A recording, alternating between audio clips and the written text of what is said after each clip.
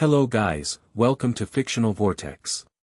So in this video, we will see what if Naruto had the power of the Shadow Monarch, the king of the dead Naruto x Cha Heian, solo leveling. If you enjoy these kinds of stories, don't forget to show us some love by hitting the like button and subscribing to the channel. Your support means the world to us. Now, let's start the story. Chapter 1, Shadow's Awakening. Kakashi-sensei, this doesn't look like a normal C-rank mission anymore. Sakura shouted over the howling wind that tore through the clearing. The swirling vortex of purple-black energy hanging in the air pulsed like a living heart, casting an eerie light over Team 7. Naruto stood transfixed, staring into the dimensional tear that the mission scroll had so blandly described as a minor anomaly requiring investigation. The appearance of these gates across the ninja world had become more common over the past 2 years, but this one felt different, larger, hungrier. No kidding, Naruto muttered, gripping a kunai tighter. I can feel it, like it's watching us. Sasuke activated his Sharingan, red eyes narrowing at the pulsing portal. There's chakra flowing from it, but it's unlike anything I've seen. It's not natural. Kakashi pulled his headband up, revealing his own Sharingan. This is at least an A-rank gate. Tsunade wouldn't have sent us if she'd known. He turned to his team, voice sharpening. New plan. We're setting up a perimeter and calling for backup. No one approaches that thing. The order came too late. The gate pulsed violently, expanding outward in a rush of dark energy. The ground beneath their feet trembled, trees bending away from the force. And then they came, creatures pouring from the dimensional tier, twisted amalgamations of chitinous armor and too many limbs. Their screams cut through the forest like broken glass. Defensive formation. Kakashi ordered, already weaving signs for a lightning technique. Naruto created a dozen shadow clones instantly, forming a protective ring. I count at least 30 of those things.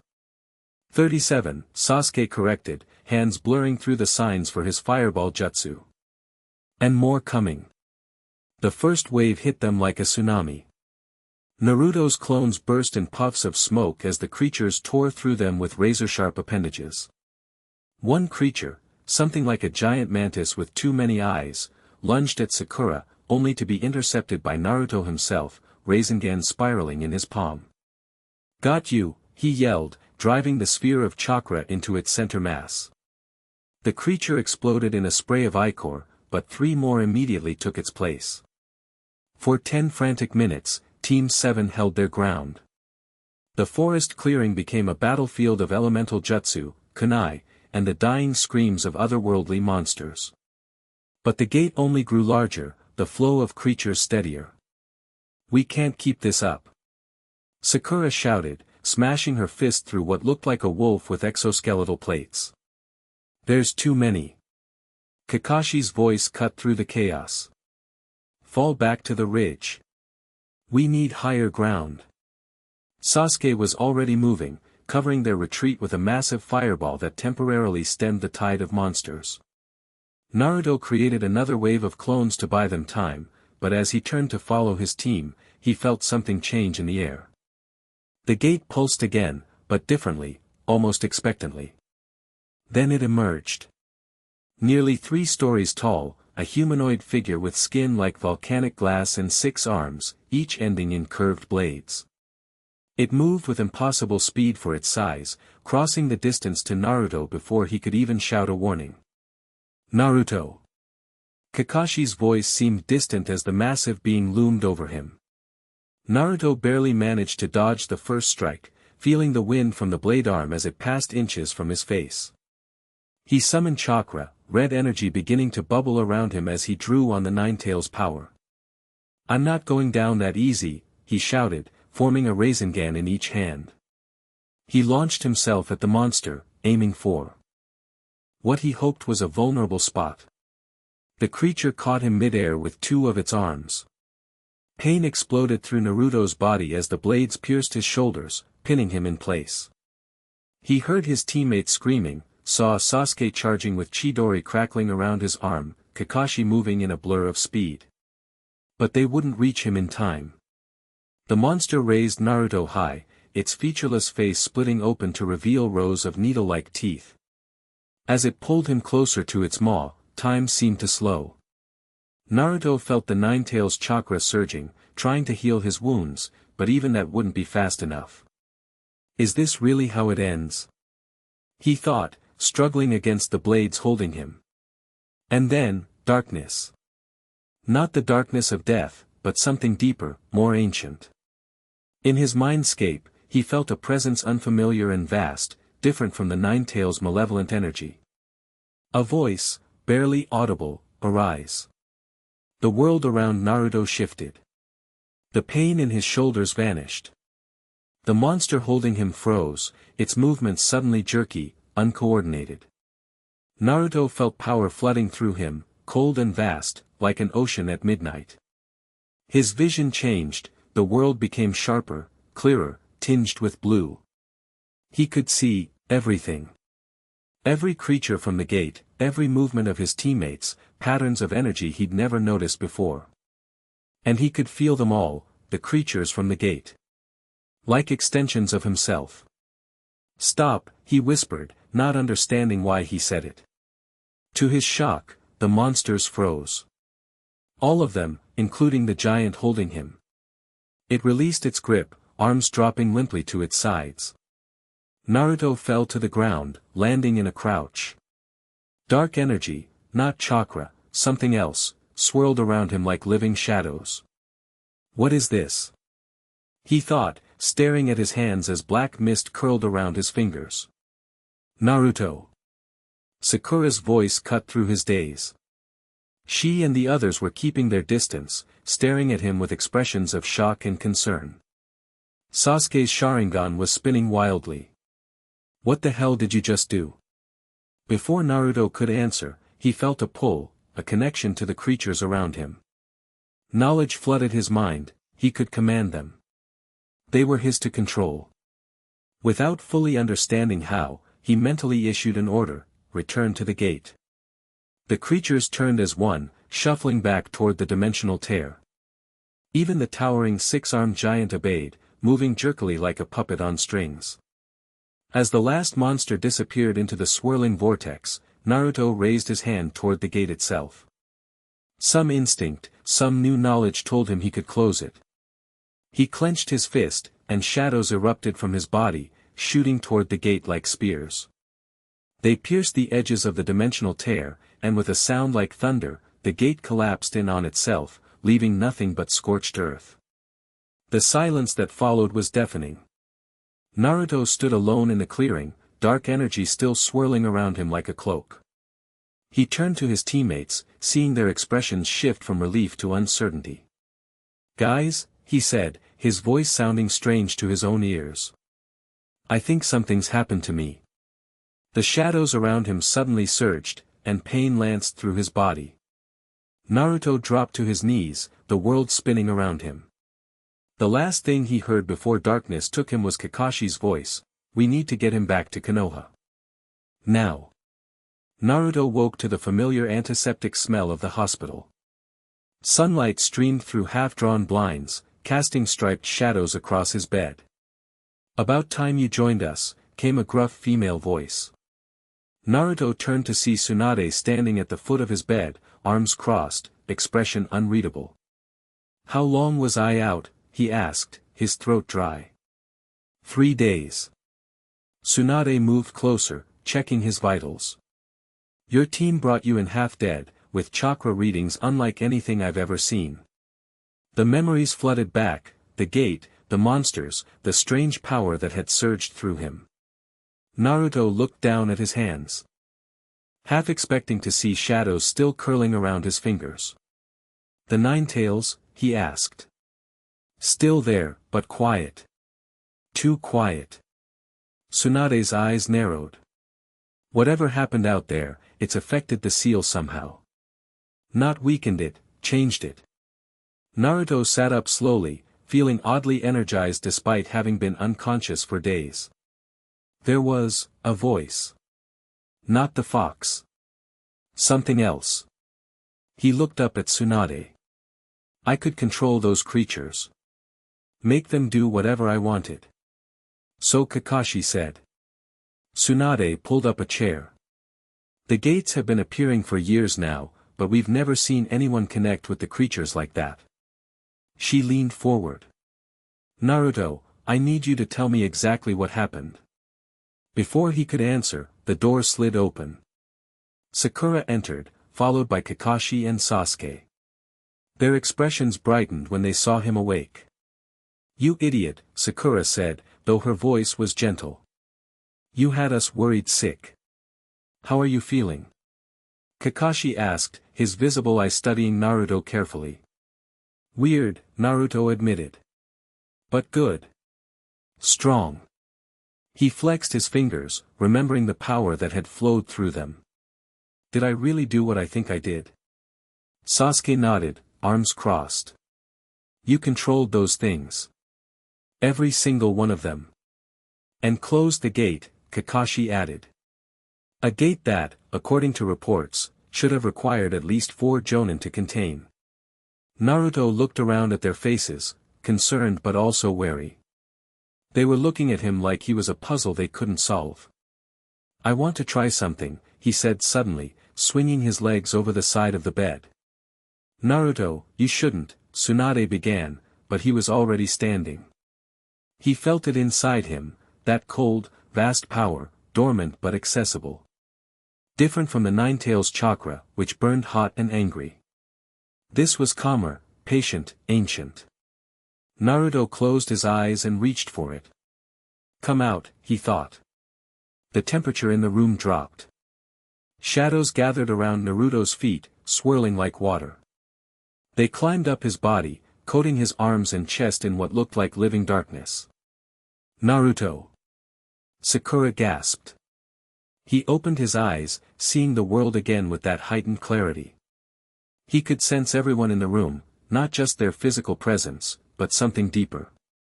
Their strength, their life force. I'm okay, he said, his voice echoing strangely. I can control it. To demonstrate, he extended his hand. The shadows stretched from his fingers, forming shapes, first a sphere, then a shuriken, then returning to swirl around his arm. What is this power? Tsunade demanded, medical chakra glowing at her fingertips as she scanned him. It's not chakra, not exactly. It feels like. Naruto searched for the words. Like death. But not in a bad way. More like, the shadow of death. Kakashi stepped forward, Sharingan exposed and spinning as he observed the energy around Naruto. The old records mention gates appearing throughout history, though never as frequently as now. There are legends of people gaining abilities from them. His eye narrowed. One story mentions a king who commanded death itself. Naruto let the shadows recede, feeling them sink back beneath his skin. A king, huh? The Shadow Monarch, came a new voice from the doorway. Everyone turned.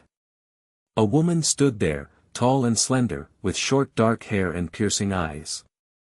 She wore clothing unlike anything common in the ninja world, a fitted black combat suit with armor plates and a long coat.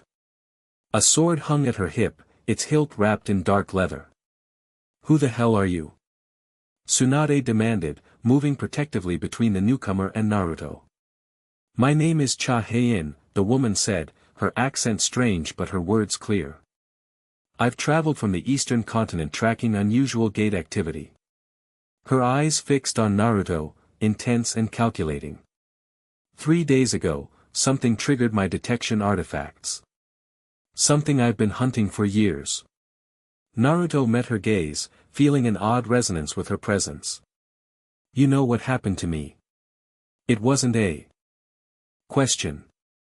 I know what you're becoming, she replied. The power you've touched belonged to an entity my people called the Shadow Monarch, the ruler of the dead and commander of a shadow army. How did you get into this hospital? Kakashi asked, his posture casual but his hand near his weapons pouch. Your security is good, Heian said with a slight shrug. But I'm a hunter. Finding things is what I do. A hunter? Sakura asked. Where I come from, gates have been appearing for decades.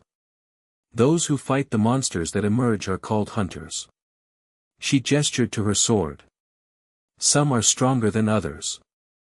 I'm what's called S-rank. Naruto stepped forward, ignoring Tsunade's attempt to hold him back. You said you know what I'm becoming. Not what I am. Heian nodded. The process isn't complete. The power is choosing you, testing you. Her hand rested on her sword hilt. Or it's using you as a vessel to return to this world. And which do you believe it is? Tsunade asked sharply. That's what I came to determine. Heian's gaze never left Naruto. In the stories of my people, the Shadow Monarch was neither hero nor villain. Simply power incarnate. She took a step closer. I can smell it on you, the shadows. It's different than I expected. Naruto felt the nine-tail stir within him, growling at the new presence it sensed sharing its host. Simultaneously, the shadow power responded to Heian's proximity, rising to the surface of his skin unbidden. You can sense it, he said, watching darkness flicker across his arms. That's why you found me.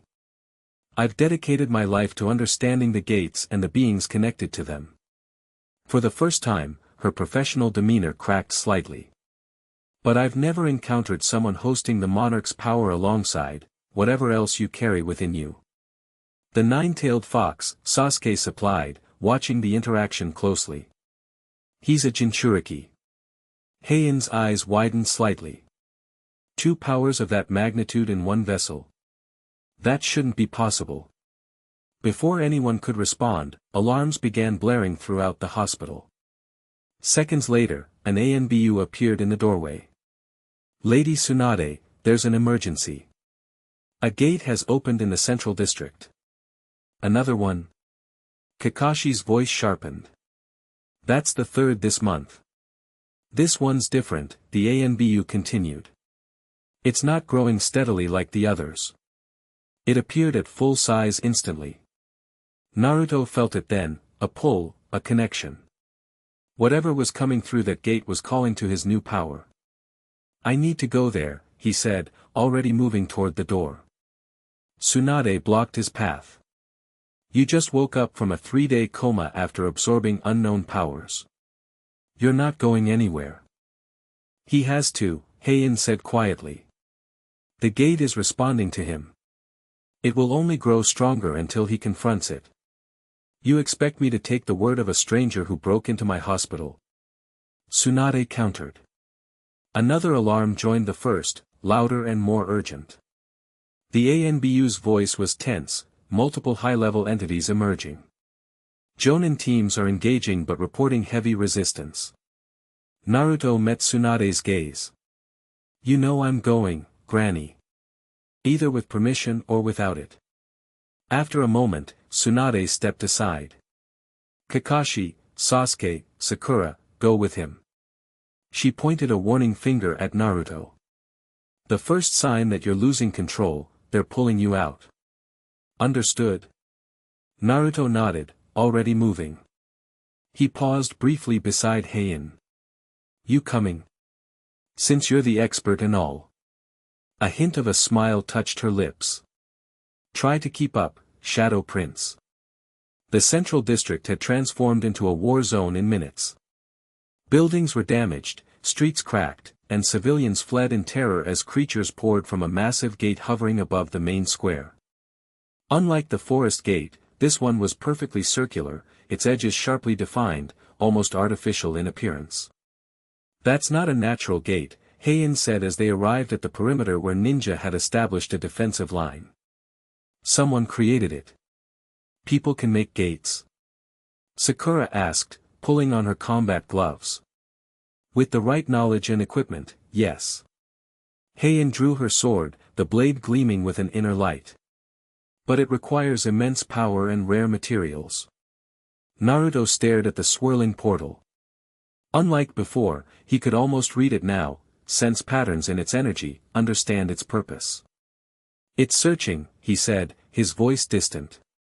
Looking for something. For you, Heian confirmed. Your awakening sent ripples through the system. Whatever created this gate felt it. Around them, Konoha ninja battled creatures similar to those Team 7 had encountered in the forest, chitinous monsters with too many limbs and misplaced features. But among them moved humanoid figures in dark armor, directing the creatures with purpose. Those aren't mindless monsters, Kakashi observed. They're soldiers. Yes, Heian agreed. And that, she pointed to a tall figure emerging from the gate, is their commander. The being that stepped fully into view stood 7 feet tall, clad in ornate black armor that seemed to absorb light. Its helmet covered its face entirely, with no visible eye slits, just a smooth metal surface. In its hands, it held a staff topped with a pulsing purple crystal. I've never seen anything like that come through a gate before, Heian said, her voice tense. The armored figure raised its staff, and the crystal flashed. Instantly, the creatures attacked with renewed vigor, forcing the defending ninja back. We need to close that gate, Sasuke said, Sharingan active as he analyzed the battlefield. And take out the commander, Kakashi added. Naruto, can you control these creatures like before? Naruto reached for the shadow power, feeling it rise eagerly. But something was different, there was resistance, as if the creatures were already bound to another will. I can try, he said. But something's blocking me. The armored commander suddenly went still. It turned, facing directly toward their position despite being hundreds of yards away. Then it raised its free hand and pointed, directly at Naruto. It knows you're here, Heian said grimly. The commander's voice boomed across the square, unnaturally loud and echoing, vessel of shadows. Come forward. Your ascension is premature. Naruto stepped ahead of the group, shadows already swirling around his feet. Who are you? I am Sentinel. I serve the true order. The armored figure raised its staff higher. You will relinquish the Monarch's essence. Yeah, not happening, Naruto replied, summoning shadow clones that immediately began gathering chakra. I don't even know what this power is yet, but it's mine now. The commander, Sentinel, lowered its staff toward Naruto. Then you will be unmade. Energy burst from the crystal, a beam of purple light shooting directly at Naruto. He dodged, but the beam curved, tracking him. Move! Heian shouted, pushing him aside and raising her sword. The blade intercepted the energy, absorbing it with a high-pitched whine. How did you? Naruto began. Hunter weapons, she explained quickly. Designed to counter gate energy. But I can't block another hit like that. Sentinel was already moving toward them, its armored soldiers forming a wedge formation to clear a path. We need a plan, Sakura said, smashing her fist into a creature that got too close. Naruto felt the shadow power pulsing beneath his skin, responding to the threat. The Nine-Tails stirred as well, its chakra mixing with the colder energy of the shadows. I have an idea, he said. But I need to get closer to the gate. Kakashi nodded. We'll create an opening. Sasuke, Sakura, no, Heian interrupted. Your jutsu will just draw attention. I'll go with him. She met Naruto's eyes. You trust me? Despite having met her only an hour ago, Naruto found himself nodding. There was something about her, a certainty, a familiarity with the power he now carried. Let's go. They moved together, weaving through the chaos of battle. Heian's sword flashed, cutting down creatures with precision. Naruto found himself matching her movements instinctively, as if they'd trained together for years. When larger monsters blocked their path, Naruto called on the shadow power, feeling it respond more readily than before. Darkness extended from his hands like weapons, piercing through the creatures. To his surprise, as each one fell, wisps of darkness transferred from their bodies to his. You're absorbing their essence, Heian explained as they ran. It's what the Monarch does, builds an army from the fallen. I can bring them back. Naruto asked, shocked. Not back to life. As shadows, extensions of your will. They were approaching the center now, where Sentinel stood guarding the gate. The commander saw them coming, raising its staff again. "How do we get past that thing?" Naruto asked. Heian's expression hardened. "We don't. You're going to have to fight it." "Me? What about you?" "I'll handle the gate. I've closed smaller ones before." She reached into her coat, withdrawing what looked like paper tags similar to ninja seals but covered in unfamiliar script. "But I need time." Sentinel's voice boomed again, "The Monarch's power belongs to the Order. Surrender it, vessel." Naruto stepped forward, allowing the shadow power to flow freely now. Darkness enveloped him like armor, coating his skin and clothes in a shifting black carapace. "My name is Naruto Uzumaki," he shouted back. "And I don't surrender anything to anyone." He charged, gathering both shadow energy and the Ninetales chakra into his palm. The combination sparked and flared, creating something new, a Rasengan ringed with writhing shadows. Sentinel raised its staff defensively, but Naruto was faster than it anticipated. He slammed the shadow-enhanced Rasengan into the commander's chest plate. The armor cracked, dark energy spiraling through the break. The commander staggered backward but didn't fall. With surprising speed, it swung its staff, catching Naruto in the side and sending him flying. Pain exploded through his ribs, but Naruto twisted in mid-air, landing on his feet. The shadow armor had absorbed some of the impact, but not all. He spat blood and grinned. "That all you got?"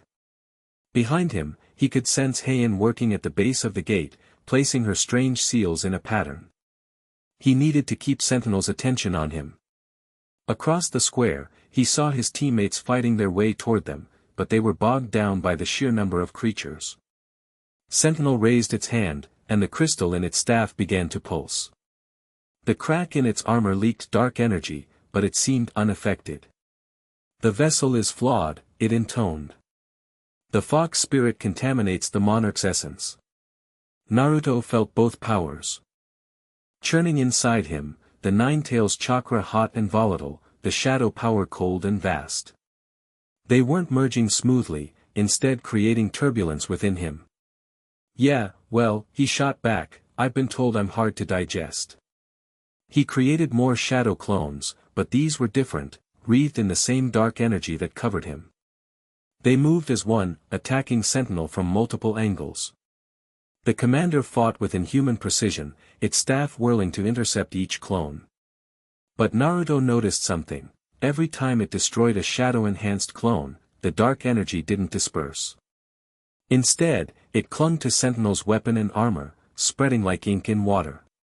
"The shadows are drawn to each other," Naruto realized. "And to the crystal in that staff." "Heian," he called out. "The crystal. It's connected to the shadow power somehow." She glanced up from her work. "It's a focus. They're using it to control the gate." Her hands moved quickly, placing the last seal. "I needed to close this properly." Naruto understood. "Coming right up." He gathered his remaining clones, formulating a plan instantly. Four clones charged Sentinel directly, while Naruto himself circled to the side, gathering chakra for another Rasengan. The commander dispatched the clones efficiently, but each destruction spread more shadow energy across its armor. By the time it turned to face the real Naruto, the black substance covered nearly half its body. "You might be stronger," Naruto said, the Rasengan in his hand growing larger, darker, "but I've got something you don't." Sentinel raised its staff defensively. "And what is that, vessel?"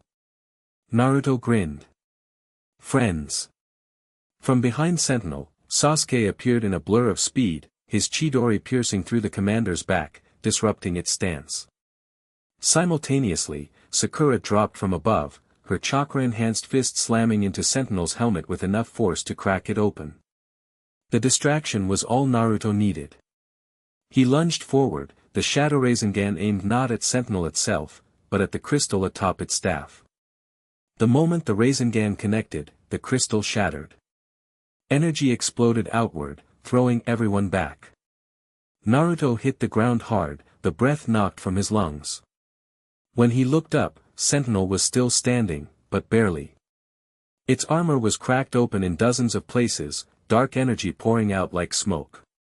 The broken staff fell from its grasp, the crystal fragments scattering across the ground. Now! Heian shouted.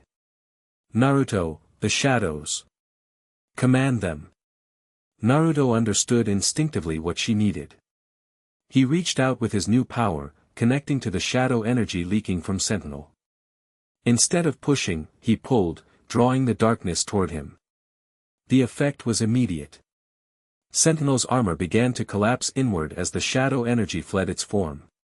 The commander reached toward Naruto, its voice distorting, "You cannot control the essence." "Watch me," Naruto growled, pulling harder. The shadows ripped free from Sentinel completely, flowing to Naruto in a torrent of dark energy. As they touched him, knowledge flooded his mind, fragments of memories, power, understanding of what he now possessed. With the shadow energy came control. Naruto turned toward the creatures still fighting across the square and issued a silent command, "Stop." Every monster froze instantly. Heian was working frantically now, the crystal shards gathered in her hands as she pressed them into the final seal beneath the gate. "I can close it, but the creature's already here, I've got them," Naruto said with newfound confidence. He raised his hand toward the frozen monsters. "Return to shadow." One by one, the creatures dissolved into darkness. But unlike before, when they had simply disappeared, now the shadows flowed toward Naruto, merging with the energy already surrounding him. "You're claiming them," Heian said, her eyes wide. "Creating your army." The gate above them pulsed violently as Heian activated her seals. The circular portal began to shrink, its edges folding inward. Sentinel, now just an empty shell of armor, collapsed to its knees. "The order. We'll find you again. Vessel." Naruto approached the fallen commander, shadow energy swirling around his hand. "Tell your order that the Shadow Monarch isn't their puppet." He pressed his palm against what remained of Sentinel's helmet.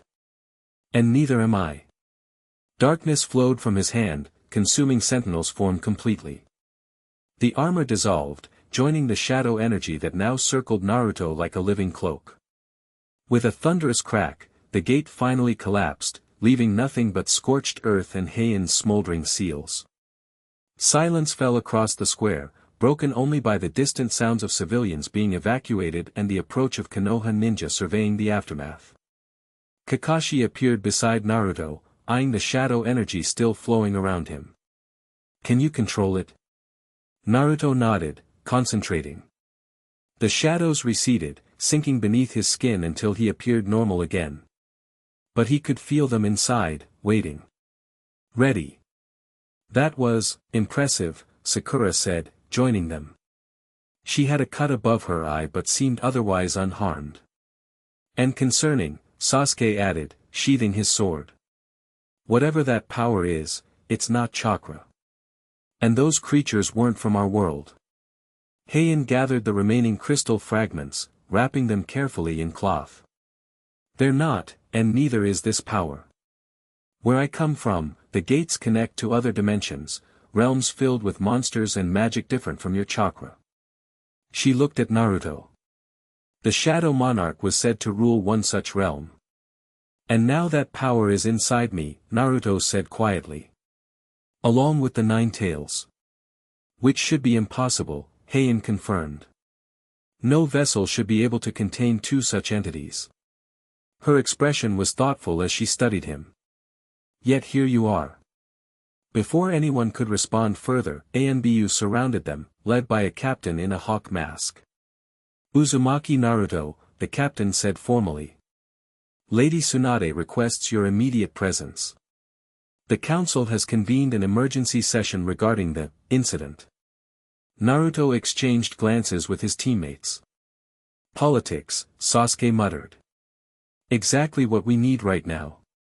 "The council will want answers," Kakashi said. "About the gate, about your new abilities, and," he nodded toward Heian, about our visitor. Heian straightened her coat. I'll explain what I can. Though I doubt your leaders will like what I have to tell them. Naruto felt exhaustion settling in as the adrenaline faded. But beneath it was something new, a cool confidence, a sense of expanded awareness. The shadow power had changed something fundamental within him. Let them ask their questions, he said, starting toward the Hokage Tower. But first, I have a few of my own. The council chamber was packed. Along with the village elders and clan heads, Tsunade had summoned the top Jonin and ANBU commanders. All eyes fixed on Naruto as he entered with his team and Heian. Uzumaki Naruto, Elder Koharu began without preamble, you will explain exactly what occurred in the central district today. Naruto stepped forward, feeling the weight of their stares. 2 years ago, he might have responded with bluster or a joke. Now, with the shadow power thrumming beneath his skin, he felt oddly calm.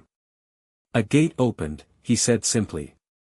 Creatures came through, led by something calling itself Sentinel. It was after the power I gained during the mission 3 days ago. And what exactly is this power? Tsunade asked, though her tone suggested she already had suspicions. Naruto glanced at Heian, who nodded slightly. It's called the power of the Shadow Monarch, he explained.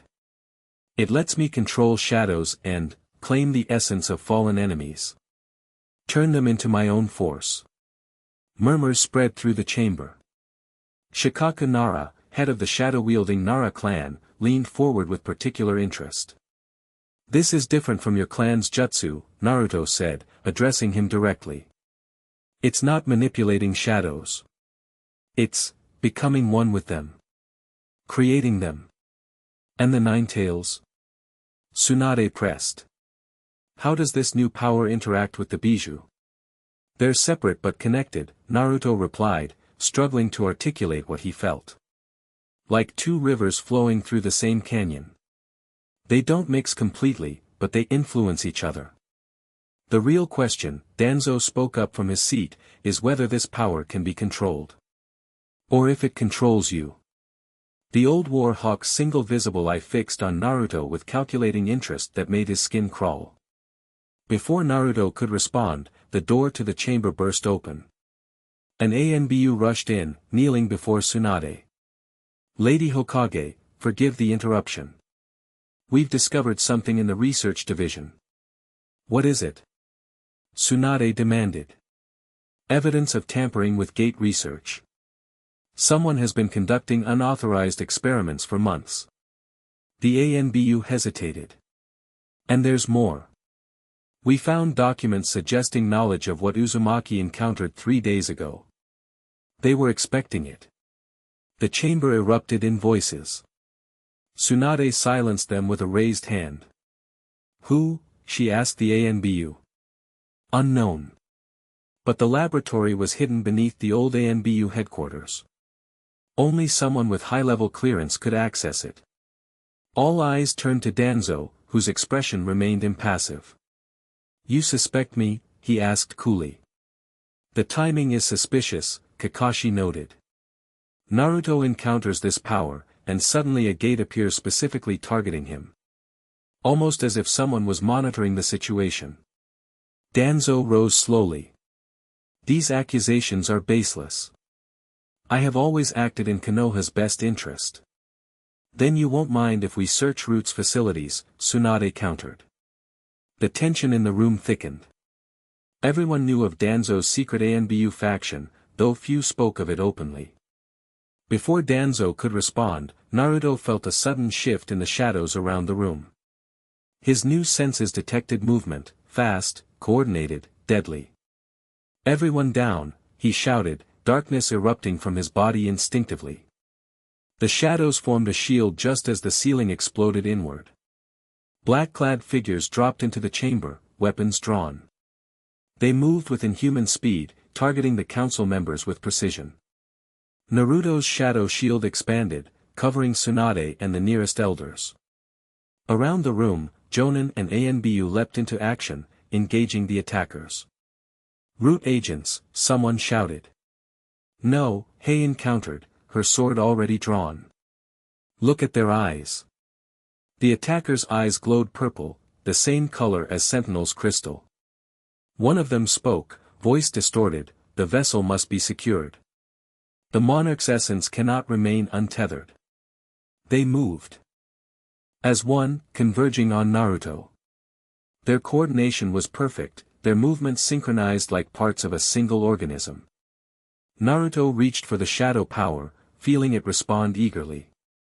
Darkness spread from his feet, reaching toward the attackers like hungry tendrils. Naruto, careful. Kakashi warned. We're in close quarters. Understanding, Naruto contained the shadows, instead forming them into weapons around his arms, dark blades extending from his fists. He engaged the nearest attacker, moving with newfound speed and precision. To his shock, his shadow blades passed through the attacker's defense easily, cutting through armor and flesh alike. Where they touched, darkness spread, consuming the attacker from within. Across the room, Heian fought with similar efficiency, her sword leaving trails of light that severed the shadow taint from those it touched. They're possessed, she called out. The same energy that controlled Sentinel. Danzo had disappeared in the chaos. Naruto caught a glimpse of him slipping through a side door, flanked by his personal guards. He's running, Sasuke said, appearing beside Naruto after dispatching an attacker. Let him, Naruto replied. We've got bigger problems. More attackers were pouring in through the hole in the ceiling. Among them was a figure different from the rest, taller, wrapped in flowing black robes, face hidden behind a bone-white mask. There, Heian said, pointing with her sword. The controller. The masked figure raised its hands, and purple energy flowed between its fingers. The attackers moved faster, harder, their strikes becoming more desperate. We need to take that one out, Naruto decided. Cover me. He created shadow clones, normal ones, not shadow-enhanced, and sent them scattering through the battle as distractions. Then, drawing on the Ninetales chakra to supplement his speed, he charged directly at the masked controller. The figure saw him coming and made a sharp gesture. 3 possessed attackers intercepted Naruto, moving to form a wall between him and his target. Naruto didn't slow. Sorry about this, he muttered, then released a controlled burst of shadow energy. Darkness exploded from his body in a wave, washing over the 3 interceptors. They froze mid-motion, then slowly turned, now facing the masked controller. What? One of the council members gasped. I'm controlling them now, Naruto explained, the effort straining him. But I can't hold it long. The 3 possessed ninja attacked their former master, buying Naruto the opening he needed. He lunged past them, Rasengan forming in his palm, but this one was different, swirling with both red chakra and black shadow energy. The masked figure raised its hands defensively, purple energy coalescing into a shield. Naruto's Rasengan hit the barrier with a sound like shattering glass. For a moment, they were locked in position, energy against energy. Then Naruto pushed harder, calling on more of the shadow power. You wanted the Shadow Monarch, he growled. Here it is. The barrier cracked, then shattered. Naruto's Rasengan struck the masked figure directly in the chest, boring through robes and flesh. The controller screamed, a sound more like static than a human voice, and collapsed. As it fell, the purple glow faded from the eyes of the possessed attackers. They dropped to their knees, confused and disoriented. Silence fell over the chamber. Naruto stood over the fallen controller, shadow energy still swirling around him. Heian approached cautiously, her sword ready. She used the tip to push back the controller's hood, revealing not a human face but a construct of metal and crystal similar to Sentinel. Another puppet, she said grimly. Someone is pulling strings from a distance. Tsunade joined them, surveying the damage to the council chamber. Danzo. Gone, Sasuke confirmed. Along with his closest guards. He's involved in this somehow, Kakashi added. The laboratory, the timing, it's too convenient. Naruto felt the shadow power receding, responding to his will. More smoothly now. The knowledge he'd absorbed from Sentinel and the controller swirled in his mind, fragments slowly arranging themselves into a clearer picture. They called it, the Order, he said. Sentinel mentioned it. They think they control the Shadow Monarch's power. He looked down at his hands as the last of the visible shadows faded into his skin. But they don't. Not anymore. The question remains, Tsunade said, fixing him with a stern gaze, can you control it? Naruto met her eyes confidently. Yes. And can we trust that answer? Elder Koharu asked sharply. You've trusted me with the Nine Tails all these years, Naruto replied evenly. This is no different. It is entirely different, Hamura countered. The Nine Tails is a known entity, bound by seals created by the fourth Hokage himself. This shadow power is alien to our world. Not to mine, Heian interjected. She stepped forward, addressing the council directly.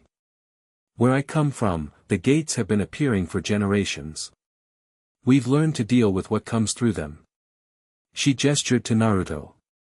The Shadow Monarch's power choosing a vessel is unprecedented, but not incomprehensible. And who exactly are you? Koharu demanded. How did you even enter our village undetected? As I told your Hokage, I'm a hunter, specifically, a gate hunter. I track anomalies across dimensions. Heian's expression remained professional. As for entering your village, your barrier jutsu is designed to detect chakra. I don't use chakra. Convenient, Hamura muttered. What matters now, Tsunade cut in, is determining our next steps. Danzo has fled, we have a foreign visitor with critical information, and Naruto possesses a power we barely understand. She looked around the damaged chamber. And someone called, the Order apparently wants all of the above. They'll come again, Heian said with certainty. The Order doesn't give up easily. They've been manipulating gate appearances for years in my world. Then we prepare, Tsunade decided. Naruto, you will work with Heian to understand and master this new power. She turned to the ANBU captain. Find Danzo. Quietly. I want to know what he knew about all this. The council members began filing out, many casting uncertain glances at Naruto. He stood his ground, meeting their gazes steadily. When only Team 7, Tsunade, and Heian remained, Naruto finally let his shoulders relax. So, he said, turning to Heian, when do we start? We already have, she replied. Every time you use the power, you learn more about it. Her expression softened slightly. But there's much I can teach you about gates, the creatures that emerge from them, and the legends of the Shadow Monarch. And in return? Tsunade asked shrewdly. Heian's eyes remained on Naruto. In return, I learn whether the legends are true. Whether the Shadow Monarch has truly returned. A hint of something, concern. Hope, crossed her face. And what that means for all our worlds. Naruto felt the shadow power stir within him, responding to her words. It felt right somehow, this connection to Heian and the knowledge she offered. As if pieces of a puzzle were finally coming together. Well, he said with a determined smile, I've never been one to back down from a challenge. Shadow Monarch, huh? He flexed his fingers, watching darkness briefly flicker between them. I think I can work with that. Chapter 2, Rising Shadows. Dawn broke over Konoha, painting the sky in streaks of orange and gold. Naruto stood atop the Hokage monument, eyes closed, feeling the cool morning breeze against his face. Below him, the village was just beginning to stir. Your concentration's better today, Heian observed from where she sat cross-legged a few feet away. But you're still thinking too much like a ninja. Naruto cracked one eye open. I am a ninja. And now you're also something else. Heian rose in one fluid motion. The Shadow Monarch's power isn't about hand signs or chakra control. It's about will and dominion. It had been 2 weeks since the Attack on the council chamber. 2 weeks of daily training with Heian, trying to understand the darkness that now lived inside him alongside the Nine Tails. Progress was complicated. Easy for you to say, Naruto grumbled, flexing his fingers as wisps of shadow danced between them. You've been studying this stuff your whole life. And you've had it inside you for all of 2 weeks and can already manifest shadow weapons. Heian's tone softened slightly. Most hunters train for years to handle a fraction of what you're doing. Naruto grinned. Yeah, well, I've always been a fast learner when it comes to the cool stuff. He extended his arm, focusing. Darkness flowed from his skin, coalescing into the shape of a blade. It held for 3 seconds before dissolving back into mist. Still can't keep it solid, he muttered. Because you're trying to make chakra constructs out of shadow essence. Heian stepped closer, her own hand moving through the dissipating darkness. The shadows aren't tools you create. They're extensions of your domain. My domain? The Shadow Monarch rules a realm. Every shadow you command is part of that realm extending into our world. She tapped his chest lightly. The realm is inside you now. You don't make the shadows, you let them through. Naruto took a deep breath, closing his eyes again.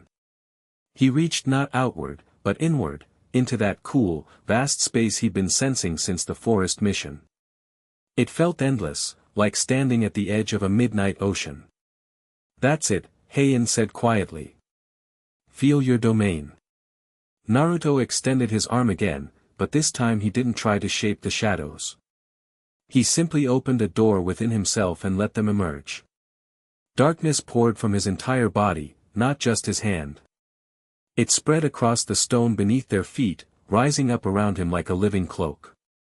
When he opened his eyes, the world had that now familiar blue tint of shadow vision. Whoa, he breathed. Now you've got it, Heian said, a rare smile touching her lips. The shadows aren't your jutsu. They're your subjects. Naruto looked down at his hands, now wreathed in darkness that moved with liquid grace.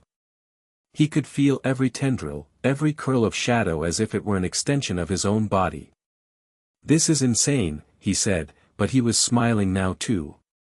So I just command them. Try something simple. Not a weapon. Naruto thought for a moment, then visualized what he wanted. The shadows flowed across the stone, forming a perfect replica of the Konoha symbol. Not bad for a beginner, Heian said approvingly. Beginner? Naruto scoffed. Watch this. He expanded his focus, letting more power flow. The shadows rose higher, taking three-dimensional form. Within seconds, a perfect shadow clone of Heian stood before them, detailed down to the sword at her hip. The real Heian's eyes widened slightly, the closest to impressed Naruto had seen her. That's not simple, she said, walking around her shadow twin. Most hunters can't manifest constructs this complex without years of practice. What can I say? Naruto dispelled the shadow clone with a thought, the darkness flowing back to him. I've got a lot of experience with clones. So I've noticed. Heian's expression grew more serious. But don't get overconfident. The Shadow Monarch's full power goes far beyond parlor tricks. You mean the army, Naruto said, the shadows around him responding to his shift in mood, growing darker, more agitated. The dead rising. They hadn't discussed this aspect much yet. The idea of raising fallen enemies as his personal shadow soldiers still unsettled Naruto, despite having done it instinctively during the battle with Sentinel. Yes. Heian's voice was neutral, but her eyes were watchful. It's the core of the monarch's power. In my world's legends, the Shadow Monarch commanded legions of the fallen, an endless army that grew with every battle. That's... Naruto hesitated, the shadows receding slightly. That's not really my style. I mean, raising the dead. Sounds more like Orochimaru's thing. They're not zombies, Heian corrected. The shadow soldiers retain no will or identity from their former lives. They're pure shadow extensions, given form through your power. Still creepy, Naruto muttered. Says the boy with a nine-tailed demon fox inside him. That startled a laugh out of Naruto. In the 2 weeks they'd trained together, he discovered Heian had a surprisingly dry sense of humor beneath her serious exterior. Fair point, he conceded. But at least the fox and I have an understanding these days. This shadow army thing is all new territory. And that's why we're training, Heian reminded him. She glanced at the sun, now fully above the horizon. But that's enough for today. Lady Tsunade wanted to see us this morning, remember? Naruto groaned. More meetings. Just what I need. The Shadow Monarch wasn't just a warrior, Heian said as they started down the monument stairs. He was a ruler. Politics comes with the territory. Yeah, well, if I wanted politics, I'd have stayed on the Hokage track. Heian gave him a sideways glance. You don't want to be Hokage anymore. Naruto went quiet for a moment, the question hitting closer to home than he'd expected. I don't know, he admitted finally. Ever since this shadow stuff started, everything feels different. Like maybe there's something else I'm supposed to be doing. The power changes you, Heian said quietly. The legends were clear about that. Great. So I'm gonna turn into some brooding Shadow King? Naruto kicked a stone, watching it bounce down the steps. Not exactly the future I had planned. The legends also say the monarch shapes the power as much as the power shapes the monarch. Heian's voice softened. If anyone can make this power their own, it's probably the stubborn ninja who already tamed a bijou. Naruto felt something warm in his chest at her words. That almost sounded like a compliment. Don't let it go to your head, she replied, but there was a hint of a smile on her lips. They continued down the stairs in comfortable silence. Over the past 2 weeks, something had shifted between them, from wary alliance to genuine camaraderie. Heian was still guarded about her past, but Naruto had learned to read her better, to recognize the subtle changes in her expression that betrayed her thoughts. And he'd noticed other things too, the grace with which she moved, the rare but genuine smiles that transformed her serious face, the intelligent gleam in her eyes when she explained some aspect of gate energy or hunter lore. Not that he was paying special attention or anything. By the way, Heian said suddenly, breaking his train of thought, your shadow presence has been leaking more. At night. What? Naruto blinked. What do you mean? When you sleep. I can sense it from my quarters, shadow energy extending outward. She looked at him curiously. Are you having dreams? Naruto hesitated. The dreams had started a week ago, vivid visions of vast shadow realms and armies kneeling before him. Sometimes he saw a throne made of darkness, waiting for him to claim it. Other times, he was soaring above endless battlefields, commanding legions with a mere thought. Yeah, he admitted. Pretty intense ones. About what? About being the Shadow Monarch, I guess. The full deal, not just the powers I've been using. He shrugged, trying to make light of it. Normal stuff when you absorb the essence of an ancient Shadow King, right? Heian didn't smile. The dreams are important. They're memories, the previous monarch's experiences filtering through to you. Wait, so I'm seeing things that actually happened? In a way. The power carries echoes of its former wielder. Her expression grew more serious. What you're seeing could tell us a lot about the true nature of the Shadow Monarch. And here I thought they were just weird dreams. Naruto ran a hand through his hair. Does that mean the Shadow Monarch was a real person? Before me? That's one of the mysteries I came here to solve, Heian replied. In my world, the Shadow Monarch is a legend, a godlike figure from the distant past. But the legends are inconsistent. How so? Some tell of a benevolent ruler who protected humanity from monsters. Others describe a tyrant who commanded death itself. She glanced at him. Your dreams might tell us which version is true. Naruto considered this as they reached the bottom of the stairs and headed toward the Hokage Tower. The dreams didn't feel malevolent, exactly, but there was a coldness to them, a detachment from human concerns that unsettled him. "I'm not sure I want to know," he said finally. "Knowledge is power," Heian replied simply. "Especially when dealing with forces like these." The streets were fully alive now, villagers going about their morning routines. But Naruto noticed the way conversations hushed as they passed, how people stepped aside to give them a wide berth. News of his new abilities had spread quickly through Konoha, spawning rumors that grew more outlandish by the day. "They're afraid," he observed quietly. "People fear what they don't understand," Heian replied. Her hand moved subtly closer to her sword hilt, a habit Naruto had noticed whenever she felt uncomfortable. "In my world, even after decades of hunters protecting cities from gate monsters, many still view us with suspicion. It's different here. These are my people. I've spent my whole life trying to get them to see past the Ninetales." Naruto's jaw tightened. "Now I've got to start all over again with the shadow stuff." "You don't owe them explanations," Heian said firmly. "The power you hold protects them whether they understand it or not."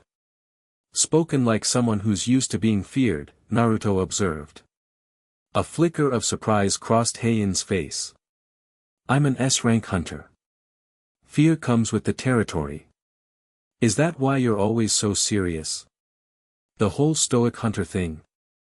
Heian's lips twitched. "I could ask why you're always so loud and impulsive." "Touché." Naruto grinned. "Though I've toned it down, don't you think? I haven't shouted, believe it, once since you got here." "A remarkable achievement," she replied dryly. "Truly, the Shadow Monarch's influence knows no bounds." Naruto's laugh drew more stares from passers-by, but for once, he didn't care. There was something refreshing about Heian's company, her directness, her lack of preconceptions about who he was or should be. With her, he wasn't the Ninetales Jinchuriki or the future Hokage or even the new Shadow Monarch. He was just Naruto. They arrived at the Hokage Tower to find it buzzing with unusual activity. ANBU moved purposefully through the corridors, and the normal administrative staff seemed tense. "Something's up," Naruto muttered as they headed for Tsunade's office. Shizune intercepted them outside the Hokage's door, her expression tight with worry. "You're here, good. Lady Tsunade is waiting with the others." "Others?" Naruto questioned. Shizune merely gestured them inside. The Hokage's office was crowded. Kakashi, Sakura, and Sasuke stood near the desk, along with Shikamaru and several ANBU captains. Tsunade herself stood before a large map spread across her desk, marking locations with red pins. "Naruto, Heian," she acknowledged without looking up. "Just in time. What's going on?" Naruto asked, noting the grim expressions around the room. Tsunade finally looked up, dark circles under her eyes suggesting she hadn't slept. 7 gates have opened in the past 12 hours. All within Fire Country borders. 7. Heian moved immediately to the map. "That's impossible. Gates don't appear in clusters like this naturally." "Exactly," Tsunade agreed. "Someone's creating them." Kakashi stepped forward. "We've dispatched teams to each location, but reports indicate the gates are larger than previous appearances. And the creatures coming through are stronger," Sakura added. "We've already had casualties at 2 sites." Naruto studied the map, a chill running through him. The gates were positioned in a rough circle, with Konoha at the center. "It's a pattern," he said, pointing. "Look." Shikamaru nodded. "We noticed. They're equidistant from the village, approximately 50 miles in every direction." "It's a ritual formation," Heian said, her voice tightening. "In my world, this pattern was used by ancient cults to summon higher entities through gates." "What kind of entities?"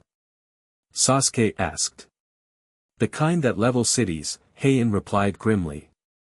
"These outer gates are just the first phase. If they stabilize, they'll create a resonance field that allows for a final gate, much larger than the others, to open directly above the center point. All eyes turn to the center of the map, Konoha itself. How do we stop it? Tsunade demanded. We need to close all 7 outer gates before the resonance builds. Heian traced the pattern with her finger. Once that happens, it will be too late.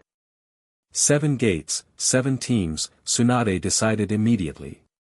She looked at Naruto. Can your shadow powers close these gates like you did before? Naruto glanced at Heian, who nodded slightly. Yeah, he said. But I can't be in 7 places at once.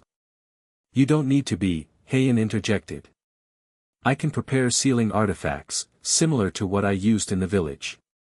With proper instruction, each team could deploy them. How quickly can you make these artifacts? Tsunade asked. I have materials for 3, maybe 4 with what I brought. For the rest, I'd need specific components. Make a list. We'll get whatever you need. Tsunade turned to the ANBU captains. Prepare your best squads. You leave as soon as the sealing artifacts are ready. As the room erupted into activity, Naruto pulled Heian aside. You think this is the order? The same people who sent Sentinel? She nodded grimly.